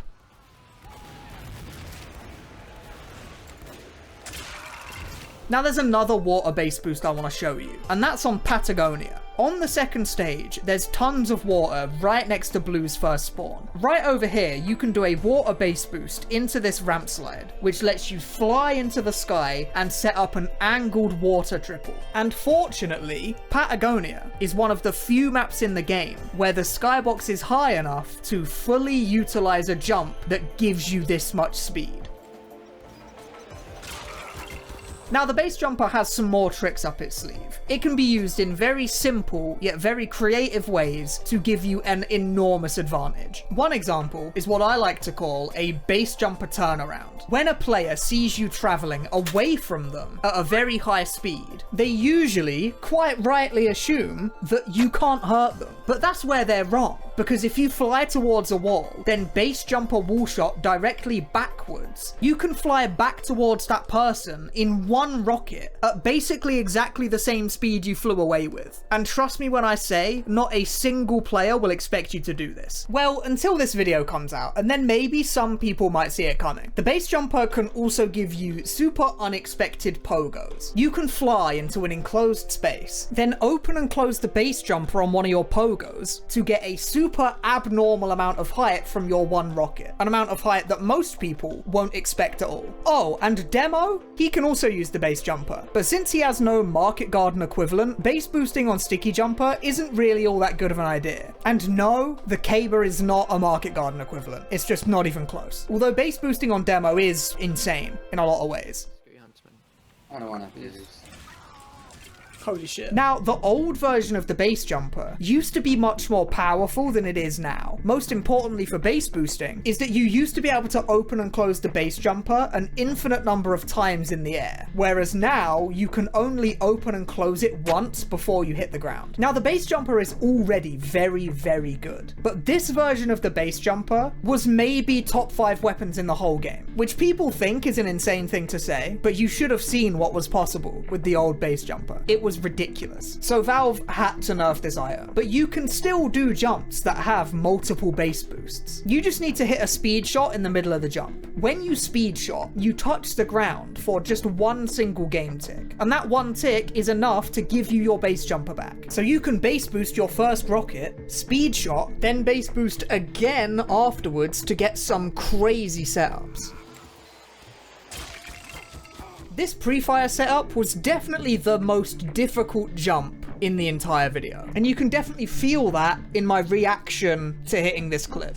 Yes, I fucking got it. This game sucks. Fuck this game. Fuck! Now, the base jumper does obviously have some downsides over the man treads. The man treads give you better strafes, which in itself can enable some jumps that would normally be impossible. Man tread strafes aren't nearly as explosive or game breaking as base boosting, but the man treads is constantly buffing your strafes all the time, whereas the base jumper is only giving you a speed boost on one of your rocket jumps. That speed boost is enormous, but it's a one-time thing. The base jumper also lacks the knockback resistance of the man treads, meaning you will get air blasted and you will get shot by hit scan and you will get air shot, and all of these things will have a much larger impact on you than if you were using the man treads. Having regular knockback can sometimes be a benefit though. You can intentionally surf damage in a way that man treads isn't able to do. But generally speaking, a knockback resist is desirable like 90% of the time. Another important thing to note about the base jumper is that it has a pretty high skill floor. The base jumper is only really insane in the hands of someone who is already pretty decent at rocket jumping. If you're an experienced troller or an experienced jump map enjoyer, you will be able to abuse the base jumper in absolutely ludicrous ways. But if you don't have the skills already, you might find it a little bit lackluster. And the same can't be said about the man treads. The reduced knockback and increased strafe makes the man treads the ideal choice for people who are just starting out. Now, that's not to say that the man treads are an item for noobs, because that's of course not true. The man treads are extremely powerful in the hands of a good player. They're just also more forgiving to a newer player while still being viable at a higher level. But when you do cross that threshold of skill, the base jumper starts opening so many doors for you that in my opinion, it becomes almost a no-brainer to use it. I also need to convince people to run this loadout so that I can do something to counteract that one Soundsmith video that made people play Shotgun Troller. No hate to Soundsmith, of course, but I hate Shotgun Trollers. They're all so boring, man.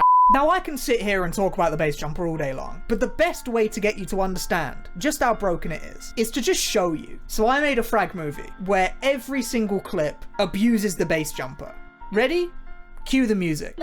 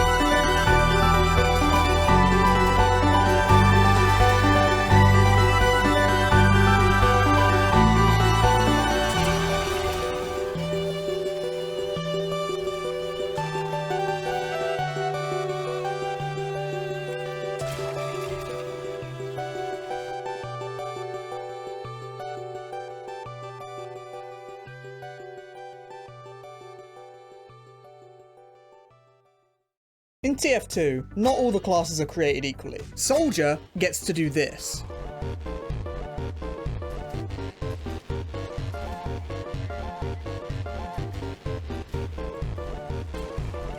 Scout gets to do this.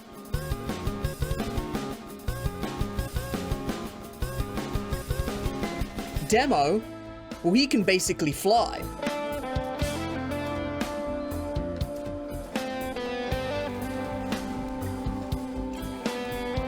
But what about Pootis? What can he do? Well, Pootis might not be able to fly across the sky, but equipped with nothing but the Go Fast gloves, Pootis can get up here. He can get up here too. He can even go around here. You just need to become a master of the art of Pootis parkour. Cue the music.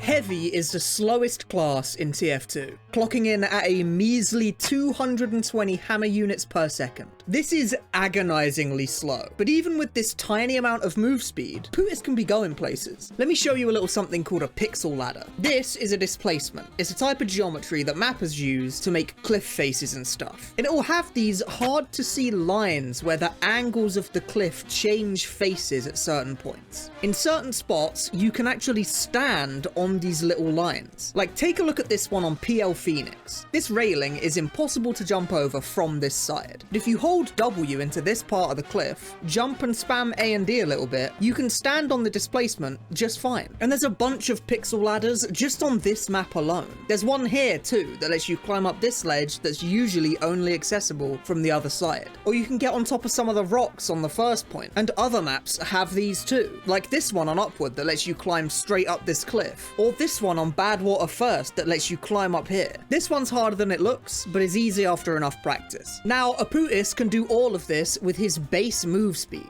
but we don't have to be so limited, because we have the Go Fast gloves that takes us from our measly 220 move speed to a lightning fast 299 hammer units a second, which is just 1 unit slower than a sniper, engineer, or pyro. With 299 move speed, you've now unlocked this absolutely crazy pixel ladder spot that exists on PL Swiftwater. Ever wanted to get on top of this roof as any class? Well, check this out. Hold A into this grey cliff face, then hold S until you can't move backwards anymore. Then aim your crosshair at the top right corner of this pallet where the health pack is. Then do a crouch jump and start holding A at the exact same time. Make sure to press crouch first and then jump rather than the other way around, because doing this gives your jumps more higher. If done correctly, you should be stood on top of a pixel ladder, basically hovering in the air. Once you're up here, you need to do a lineup. Make sure to type CL Showpause 1 into your console to bring up these coordinates in the top right of your screen. Pay attention to this number. Move your mouse to the left until this number reads exactly 91.80. Once you've got the lineup, hold W and do a crouch jump. The timing is somewhat precise, but with enough practice, you'll get it down. You're now on top of this roof, and you can do this on all of the non-mobility classes, including Heavy if you have the gloves of running urgently. This lineup was found by Drahert and Shrimp, and it's pretty insane that this is even possible, but it lets you do some really devious things. Pixel ladders are very similar to another piece of tech called a pixel walk. A pixel walk is where a slope meets a wall. You can sometimes stand on the slope despite there not actually being a ledge here. Just hold W into the wall, jump and spam A and D on your keyboard, and you can stand on this slope. These are completely identical to pixel ladders, but pixel ladders are on displacements, whereas pixel walks are on slope geometry like this. Pixel walks can let you stand in a ton of places that shouldn't be possible. Like on Badwater First,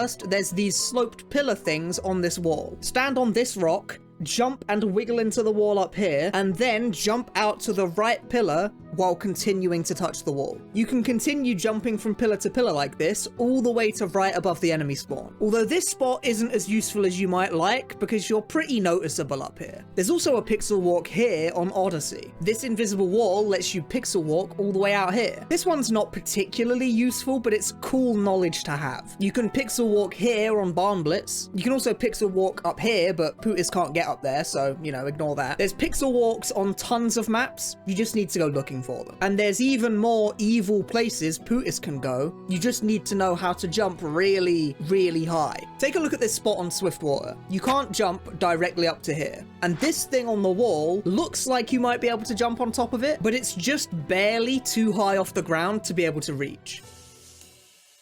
Or is it?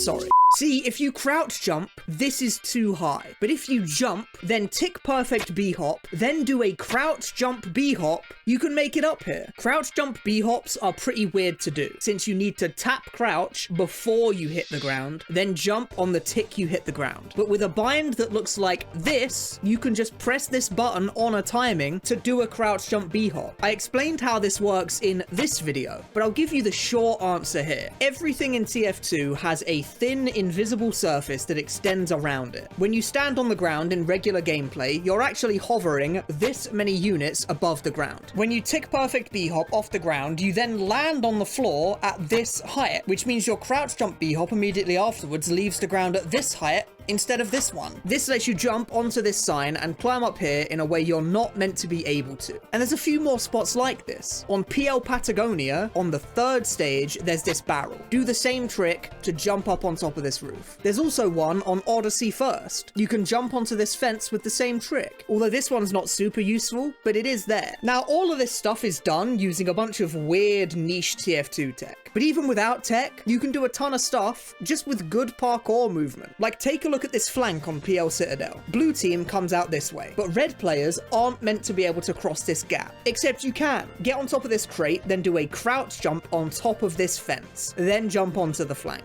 This is pretty easy to do on faster classes like Medic and Spy, but as Pootis with the gloves, you need a pretty good strafe to make this. You can also run towards this chimney, do a crouch jump at the right time, and then pixel walk on this sloped part of the chimney. Then jump from the chimney over here to reach the same flank. There's also this spot here where you can jump from this roof over to the bridge on 1st, and you can also do the same the other way around. Odyssey has some absolutely crazy Pootis parkour. There's this big platform on last that soldier players will jump up on top of and shoot down at people. But you can get up here as any class. Jump onto this barrel, then across onto this fence, then crouch jump up onto an invisible platform on this corner, and then up to the top. This invisible platform is quite small, but with enough practice, it's pretty easy to get this jump consistent. If you're on blue team and you want to get up here, then you still can. You just need to start by making this jump. Odyssey also has this area on 1st. This block here is too tall to jump on top of, but you can stand just slightly elevated off the ground at the bottom of these pillars. So you can run parallel to the pillar, then as you step up onto the bottom of the pillar, you do a crouch jump and strafe onto this block. From here, you can jump all around this entire area on the walls and pillars. And best of all, Odyssey has these beams that stick out of the wall over here. You can stand on these beams, and there's a slanted wall right here that you can wall bug on. So with a friend, you can have them wall bug here, then use them as a platform to jump onto the beams. In fact, we did this in a server in a real match, and a random sniper player who we weren't queued with did the parkour over to these beams and managed to get a headshot from up there.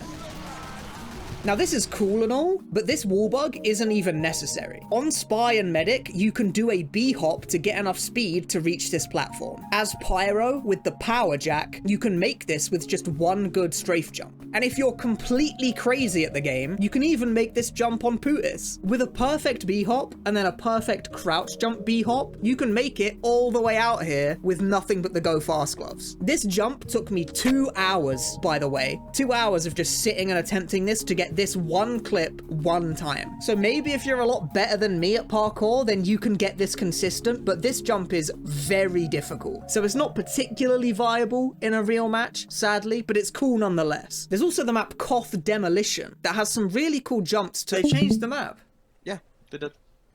So this jump's not even cool anymore. They changed the map a lot. This jump's not even cool. It was a cool jump before, and now it's fucking lame. This used to be the other way around, so you had to jump from here and do a crazy wiggle strafe to get to this. But now you can just stand on this and do the jump.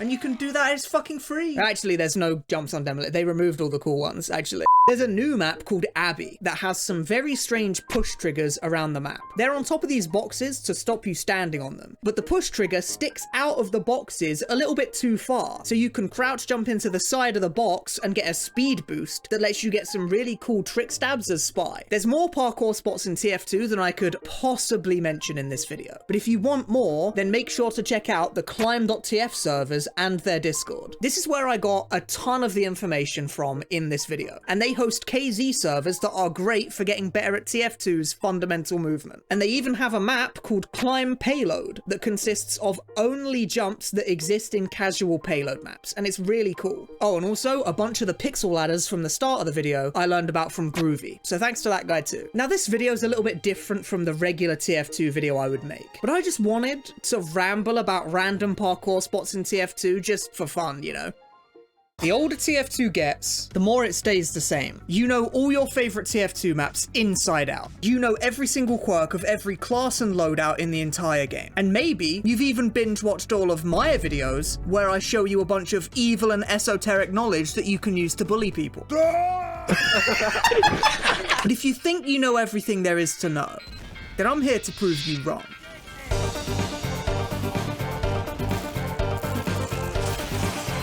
I challenged myself to hit 5 crazy clips, but the catch is that I have to hit all of them on CTF24, the oldest map, the most popular map, and dare I say, the worst map in all of TF2. This map's small size and cramped corridors makes it incredibly tough to do anything interesting here. But I want to prove to you that if you get creative enough, you can do never before seen things in an 18-year-old game, even when playing the most popular map in the entire franchise. So let's get to it. So this idea has some history to it. I made a video about taunt kills, and in that video, I mentioned that I'd never seen anyone get a taunt kill airshot with their heavies taunt. So I got to thinking about how you might try and intentionally farm for a taunt kill airshot. And it didn't take long before I'd come up with a plan. Punch a guy in the back with the holiday punch to force them to laugh taunt. Then start your taunt kill, but instead of aiming directly at the laughing player, you aim super high above their head. Then you have a pyro friend air blast that player up into the air right as your taunt kill goes off. And if you time it right, you taunt kill airshot the guy. This was originally going to be one of the clips that we went for on 2-4, because how often do you see a Pootis Pow Airshot? But while we were practicing this in a private server, we had a brainwave. Well, he had a brainwave. I didn't come up with this. What happens if there's somebody stood on top of the player who dies to the taunt kill? So we tested and found out that it gives you a giant speed boost. Similar to what happens when you backstab somebody while there's a guy on their head, which is something we've used in previous videos. Now this is cool and all, but just standing there and getting taunt killed is kind of lame, right? We wanted to get a taunt kill airshot and launch someone with that taunt kill at the same time. But how could you possibly set this up? Well, it's simple. You do a kickflip. This is a detonator kickflip, and it looks a whole lot more complicated than it actually is. You stand on an enemy's head, and then you detonator jump up into the air. Then you swap to your flamethrower, and you air blast directly downwards. Air blasting downwards on someone who is on the ground pops them up into the air. So this air blast lifts the player up to your feet. Then you swap to the extinguisher, and as they touch your feet, you swing your melee at them. This was first discovered by Colossal and Efter, and it's a really creative move. So we can combine the kickflip with what we were doing earlier to do something really crazy. Have the heavy aim the taunt up in the air just like before, but then instead of just popping the guy up into the air shot, you detonate a kickflip on top of him to get him lined up with the taunt kill. If the guy on the bottom is a pyro with the jetpack, then the guy on top gets flung much farther than usual, because the jetpack has a hidden stat that increases the knockback of the wearer. And if the knockback of the guy on the bottom gets increased, then the force applied to the guy on the top is also increased. So now it's time to load up some 2-4 and go try it in a real game. In this 2-4 server, there's a RTD floating brass beast. Yeah, turns out the biggest obstacle to hitting a clip on 2-4 is the people of 2-4 in the middle. There's a Pootis just stood in sewers, fucking blowing my head off. What the fuck am I looking at? I'm dead. There you go.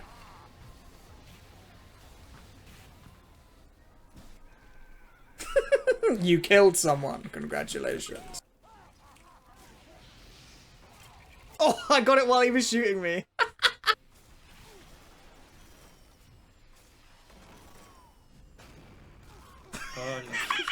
Oh my god. I get a funny feeling that's not the real Jimmy Jungus. Do you think so? Or? He's just like minding my own business. There's a spire going across bridge right now. And I'm shooting. And I'm shooting. Get down from there. Oh, and he's the best player in the server. And he's the best player in the server. And we're back. And there's Comrade. Look at him fucking. He's fucking got trick stabbed. I just watched him get fucking shit on. Poor Comrade. Please. Ah! I spent 24 hours on 2 Fort and it gave me fucking cancer. Wait. Oh, that one would have good. That would have been a good one. Why did I say it like that? I need to eat food. I haven't eaten in like 12 hours. This can be done on 2 Fort, but you're actually being launched way too fast for this to be a good idea on this tiny ass map. So we also went and did it on one of the new winter maps, Abbey. A map with a very high skybox that has much more room to work with.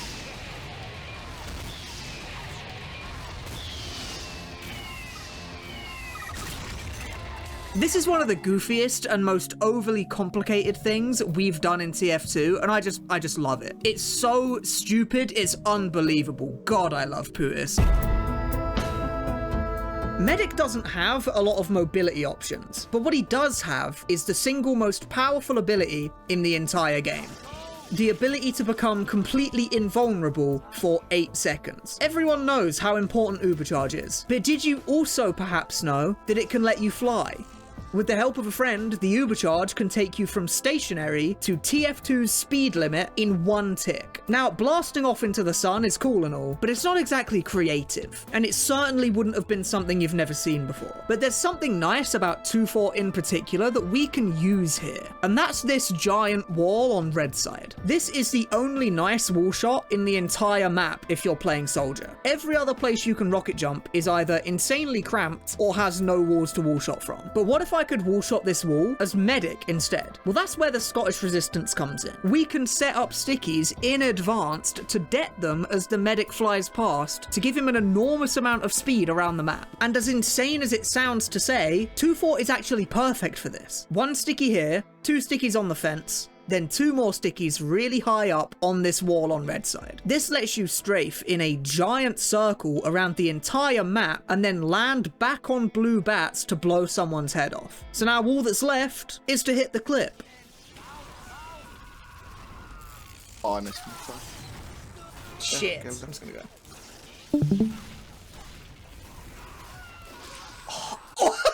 Oh, yeah, he cancelled on his head.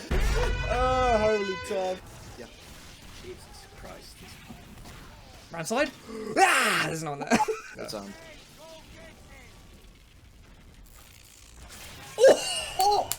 Did you get one? Did you get? That was nice. It wasn't a taunt cancel, but it was nice. It was nice. This is surprisingly good on 2 Fort, despite the small size of the map. You get to make use of all of your speed incredibly well. But of course, this would work much better on a more open map. But you'll have to wait and see that in a future video, because we haven't hit that yet. It's really hard, actually. It's really hard. Good evening, everyone. Welcome back to the first and last annual 2 Fort Olympics. Right now, we've got Kenny Steele from New Zealand up for the high jump. Johnny Jugmund from America is currently our highest scoring athlete. Let's see if Steele can take home the gold. Excellent form. Absolutely beautiful technique from Steele. Perfectly aerodynamic all the way up and all the way down. And beautiful shot to top it all off. Johnny Jugmund surely crying and pissing his pants in the dressing room as we speak. 2 Fort is a map plagued by low ceilings. In certain spots in the map, you can literally press spacebar and bash your head on the roof. Even when the sky looks completely open to you, you will smash your head on the skybox after barely even leaving the ground. But there's 2 spots where this isn't the case. In the courtyard between the 2 forts, you have a decently high skybox. And also in front of red spawn, there's this room with the drop down. And in this room, you can jump super high into the air. You can't do this on blue side though, because they're not symmetrical. The entire room is surrounded by invisible walls, so there's not a lot you can do in here. There's a coordinate wall bug on this wall right here, but coordinate wall bugs are mostly useless, so there's nothing you can really do with it. But if you jump up super high and you stay all the way in the left corner, you can just barely get a look onto the left side of blue battlements and the left side of the courtyard area. And for a split second, you can even shoot through this window into blue's spawn door. Now, the only class that can really do anything with this is Sniper, right? But luckily, punting a sniper up into the sky is actually very simple. So now, all we needed to do was to fish for the clip. No, stand to the left a bit. Let's just move to the left a bit, and I send you like that. Oh, that works, yeah. That's perfect. Yeah, but now that guy sees me from there instead, actually. I swear. After a while of doing this, we attracted a crowd. I guess the people of 2-Fort are really fond of Olympic sports nowadays. We even had a random sniper player who we weren't queued with try and hop on and give the shot a go. Sadly though, this guy didn't hit it. But with enough time spent, eventually...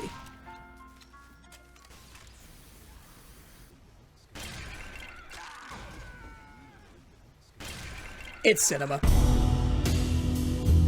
So on 2-Fort, there's these holes in the roof right outside red and blue spawn. On blue side, you can fire through these gaps however you want. On red side, you can only shoot through these gaps with certain weapons, so it's very inconsistent. But in theory, from blue side, you could use some crazy lineups to fire from outside of blue spawn onto red battlements. Face the wall and put your crosshair right in this spot. Then line your crosshair up horizontally with this white splotch on the roof, and then move your mouse to the right until you can fire through the hole. Full charging stickies here will place them right at the front of battlements where you can potentially blow a sniper's head off. You might be thinking that you could fire it from one hole into the other, but stickies can't go through the hole on red side, sadly. But this lineup relies on not only doing a lineup, but also timing your sticky det at the right time to blow someone up. What you really want is something that you can AFK spam until you kill a guy, right? So we found something for that too. You can stand on top of this sign on both red and blue side of the map. And if you play as Huntsman Sniper, get a friend to help you up onto the sign, then stand all the way on the right side of the sign, you can shoot Huntsman arrows out of the gap and get them to hit people on battlements. If you put your crosshair right around here on the wall, then jump and tap fire an arrow at exactly the right time, it will perfectly arc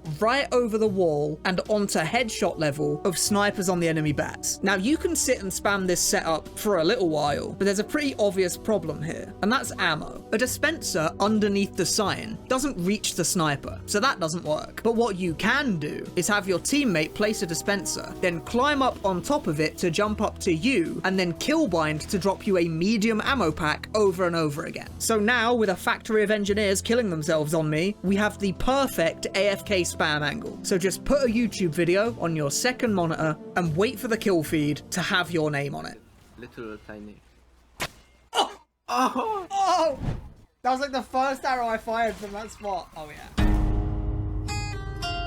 On April 1st, 2026, NASA launched the Artemis 2 rocket into space, sending astronauts to the moon for the first time since 1972, 54 long years ago. And if you really think about it, the Artemis 2 launch isn't that different from TF2, because on April the 2nd, we launched the first ever Pootis into outer space.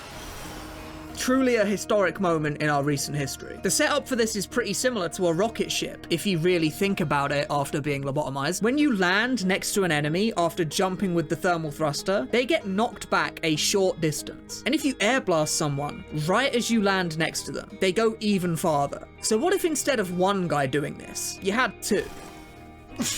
Holy shit.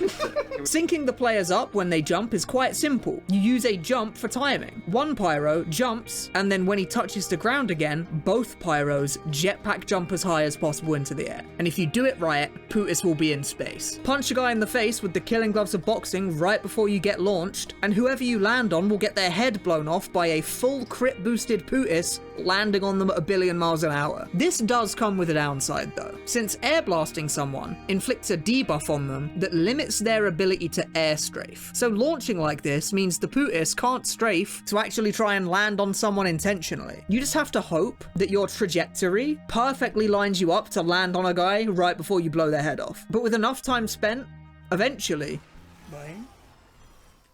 Yeah! Oh, did you get on? Did you get on?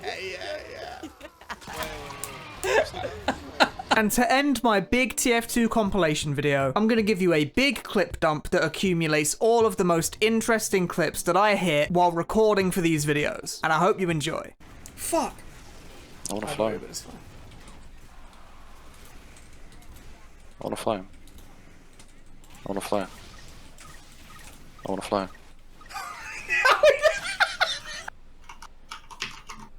Yeah, there you go. Yeah, cool. Make it level 3 and everything. Go! Cover down. It's huge. And just take an H ticket. It's funny every time. A gun or something. That's me, sorry. You died! So I'll just take it. He moved immediately! He doesn't even know. Chill. His vision's based on movement. He has no idea that you're there. Oh, now it's too far. Now it's too far back. Oh, I got Telefrag! This is spy. I think you should stomp that guy.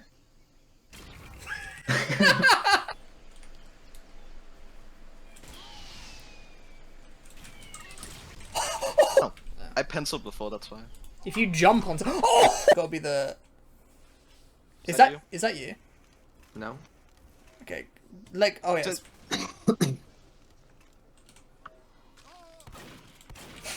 Okay, well I went too early. Wow. I will jug him. He double jumps. You got jugged. I'll have to go through with him. Oh wait, fuck. Put this! Put this! Did you get him? Head boost. No, I'll first. Okay. Oh fuck! I ran out of ammo. Fuck. I fell. So about 8 people just stared at me. I think I'll be fine filming this.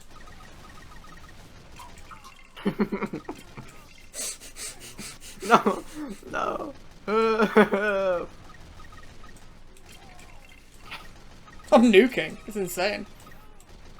I'm like top 10 scariest Pootis or something. What if I just walked behind? I might have made a mistake there. Oh! I think it's... Parkour Pro. One last funny kill.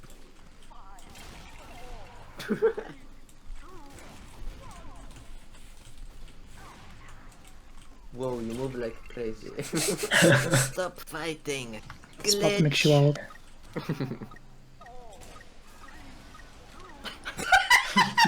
Look at this NG. He's cooking.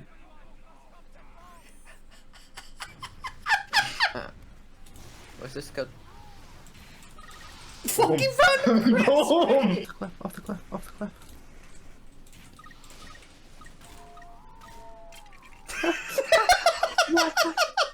Go.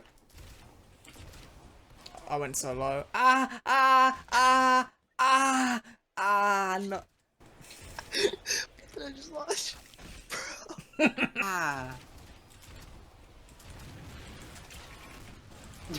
Base jumper was almost crazy. Yeah, if you know how to sticky jump, this weapon's awesome.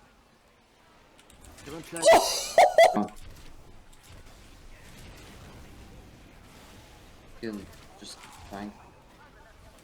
Oh, you're just trying to fix the thing. Yeah. Dynamic movement, come on, mad. Holy flip. Just get flying. Crossbow doesn't hit. I'm stuck. He's stuck. I'm still stuck. Yeah, that's the wrong can. I'm still stuck. You're in the other can. Look down. Oh yeah. That makes sense. You sounded so afraid. That's awesome. I thought maybe like I was just like stuck in the shadow realm, you know.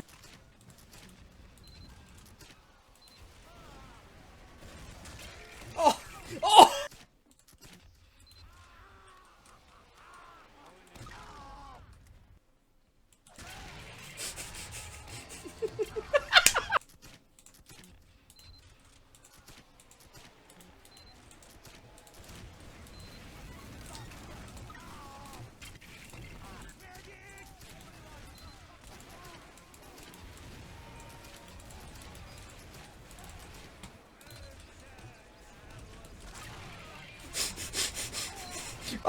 He's like sticky spamming with like a specific angle or something. Yeah, I'm doing a lineup. Fuck. There's a scout on you there. How about you just... Kill him, headshot him. These guys, they don't have thoughts in their brains. No, I know. They don't have thoughts in their brains. They see that and they're like, I'm gonna shoot that guy. I'm gonna kill him. It's fine, this guy can... This guy looks chill. Yeah, this guy looks chill.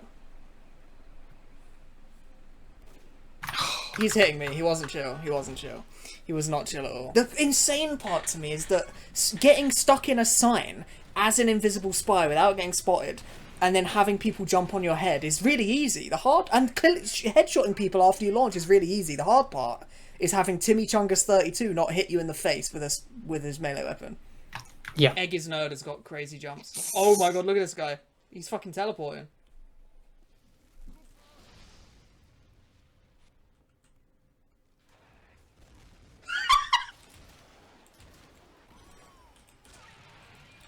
What the fuck? Chop Pai Dang. Chop Pai Dang. Look at him on this. Look at Chop Pai Dang. Look at my cat. Chop Pai Dang. Chop Pai Dang. Chop Pai Dang. Chop Pai Dang.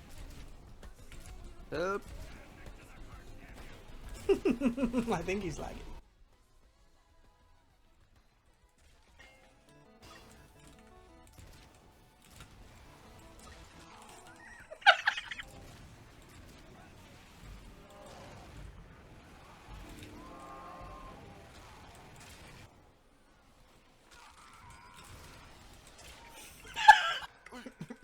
Second guy. Oh my god, I just like so insanely hard. What just happened to me? What the fuck just happened to me?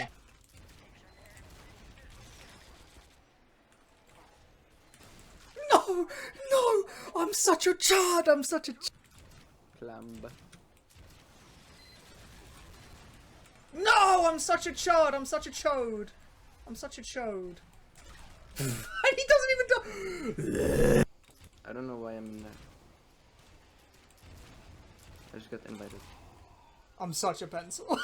All of the red players are inside. Oh, I'm dead. What the fuck? Right now. That's just called skill issue because he had the dead ringer. He's so mod.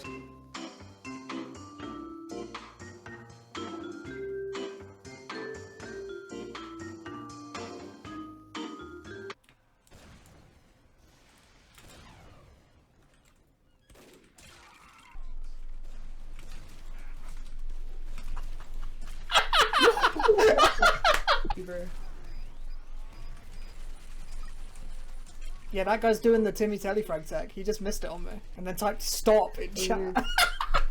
No, I will not stop. I know all your moves. Uh-oh. Uh-oh. Uh-oh. And I got air blasted once, and now I'm guaranteed dead, because I can't strafe. Is that cool, or do we like that? Or is that a good mechanic? It's a good mechanic, I think. And I really... most of the seats suck. There's like one really good... Wait, swag, stay there. Jump the... Go. He missed me twice! But sometimes you don't need all that.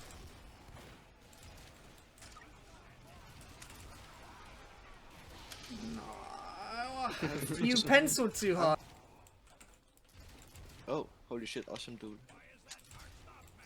Me versus Kaduta. Rest in peace, Kaduta!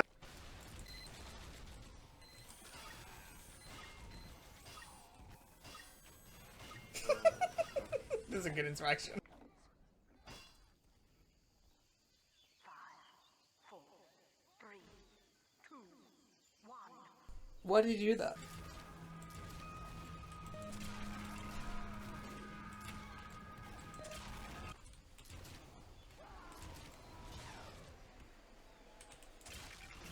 How did you lose your thing for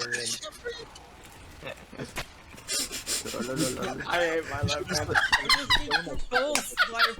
See the chuds! I see the chuds! Oh my god, oh my god, the little chuddalinis! There's a little chud right there, on the left, on the Jeff. On the Jeff? Oh yeah, I see him, I see him. I'm just pre-milking him, he's milked. Oh! I don't think so. Can you requeue, please? Can you get me out? Like, get me out of this match right now. Yeah. There's a huntsman sniper looking at us. There's another chud. Oh, there's a chud trying to rocket jump. He got an achievement. Where Eagle's there. He's fucking died. He fucking died. How did I miss that? Boy. Get it, bro, get it. I'm upset.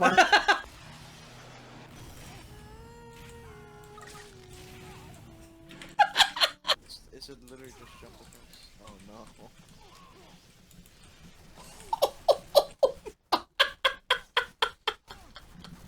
I'm fucking stupid. I'm going in. Ow.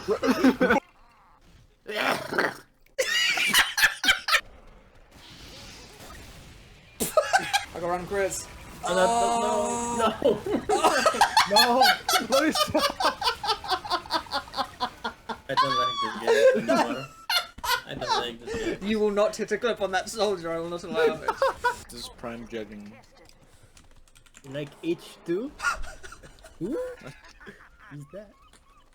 Never mind. Never mind. Never mind. Being on YouTube, like live, and you donated on it.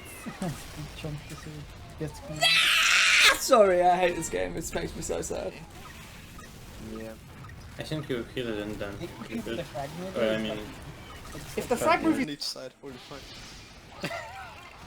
Again, pros? you could tell. You could really tell. Flip. Yeah, put me up there. In a perfect world, we'd have an extra guy. Attracted a. That's the thing about 2 Fort Jogs. You attract a crowd. You always attract like a group of chuds. There's so many people. We've attracted a crowd. Why do they love it so They love jugs. The 2 Fort players, they don't know it yet, but they love jugging.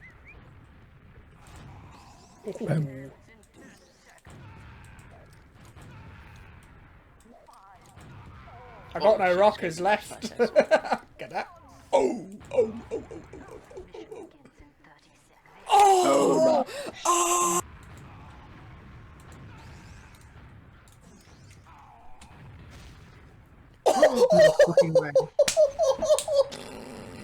Don't get that. Stop it. that was really close. Go right shelf. Oh, your resub? Yeah. What if I figured it out? What if I figured it out? Put it in right now. Oh. Left chill. Boy! I almost stole that from you. Boy! Oh my behind god, I'm walls, such a Alphonsus. pencil, bro. I'm such a hungry guy. He's alive!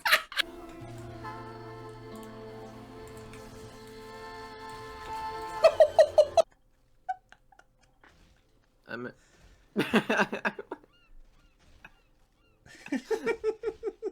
What? All the soap DM spawns for Odyssey are all out of the map, so you just fucking die. I can't fucking find it. I taunted, but I fucked it up. Yeah, I fucked it up. Oh my god! I just You aimed get at him. fucking by defended. accident. Yeah. Words. Malcolm.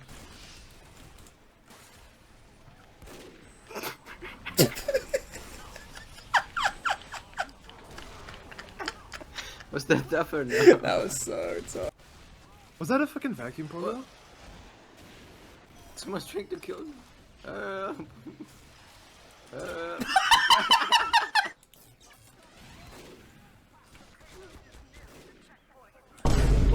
It's is it advantageous or?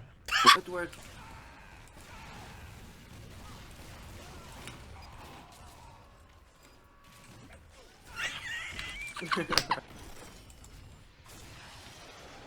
Oh, I found another one. There's an NG. There's an NG. He's gonna build a gun right here. Swag! Swag, what do I do? Swag, help me! Hey, I can't move. Help! I'm back in the swap, by the way. If you feel like jugging someone for fun, you know. Smart. What the fuck? What's happened to you? Yeah, boom. Push the sniper, push the sniper. Boom!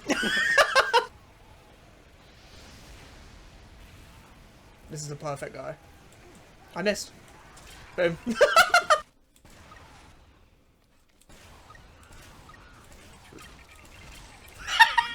We got heals. Soldier bombing, hi. Hello medic, please buff me. Hello medic, I would like a buff. Hello medic, can you please buff me? I want a buff. Give me a buff. Can I have a buff? Please give me a buff. Can I have a buff? Hey medic, can you buff me? I would like a buff. It would be really cool. Yeah, if you buffed me. Can I like have a how buff? you... I really want a buff. Can you give me a buff, please? Can I have a buff? Thank you. Where is he?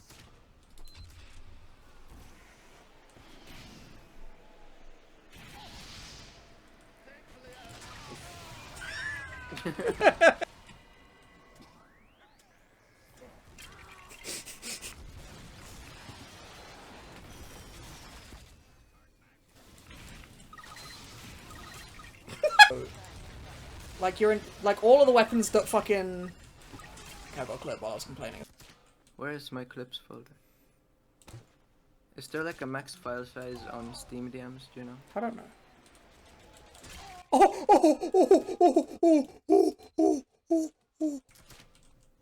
I wish I had some HP.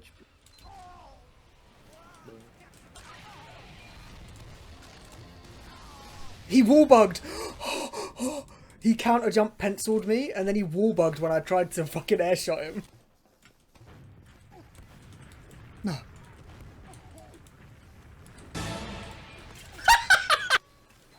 Unexpected, bro. Bye.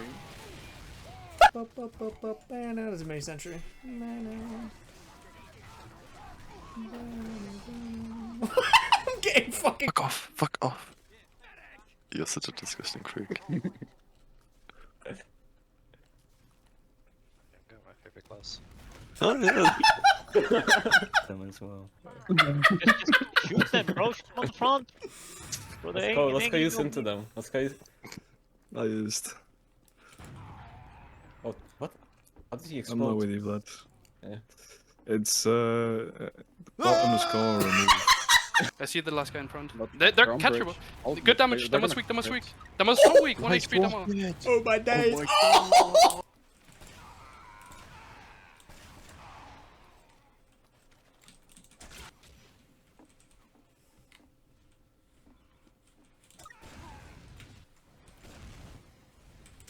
Help.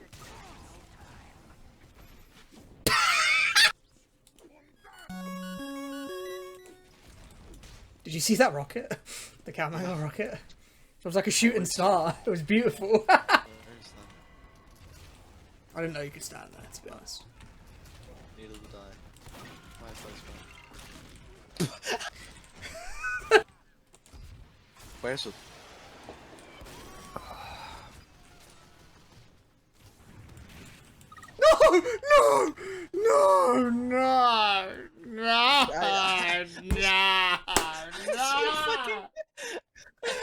No!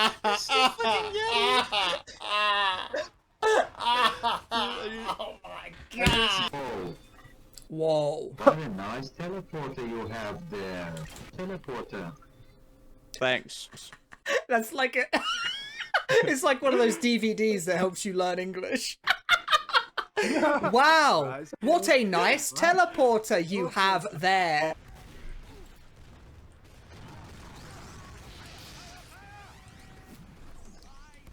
Nah, he's on fucking Razorback. Yo.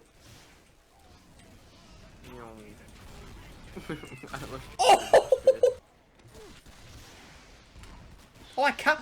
Oh my god, I'm in.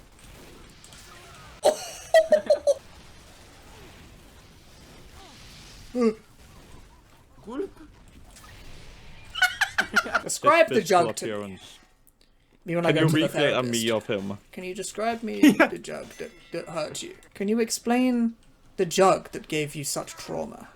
So I was on PL upward on a cliff, and I had a guy in a dispenser, and then he went invisible when I launched him off the...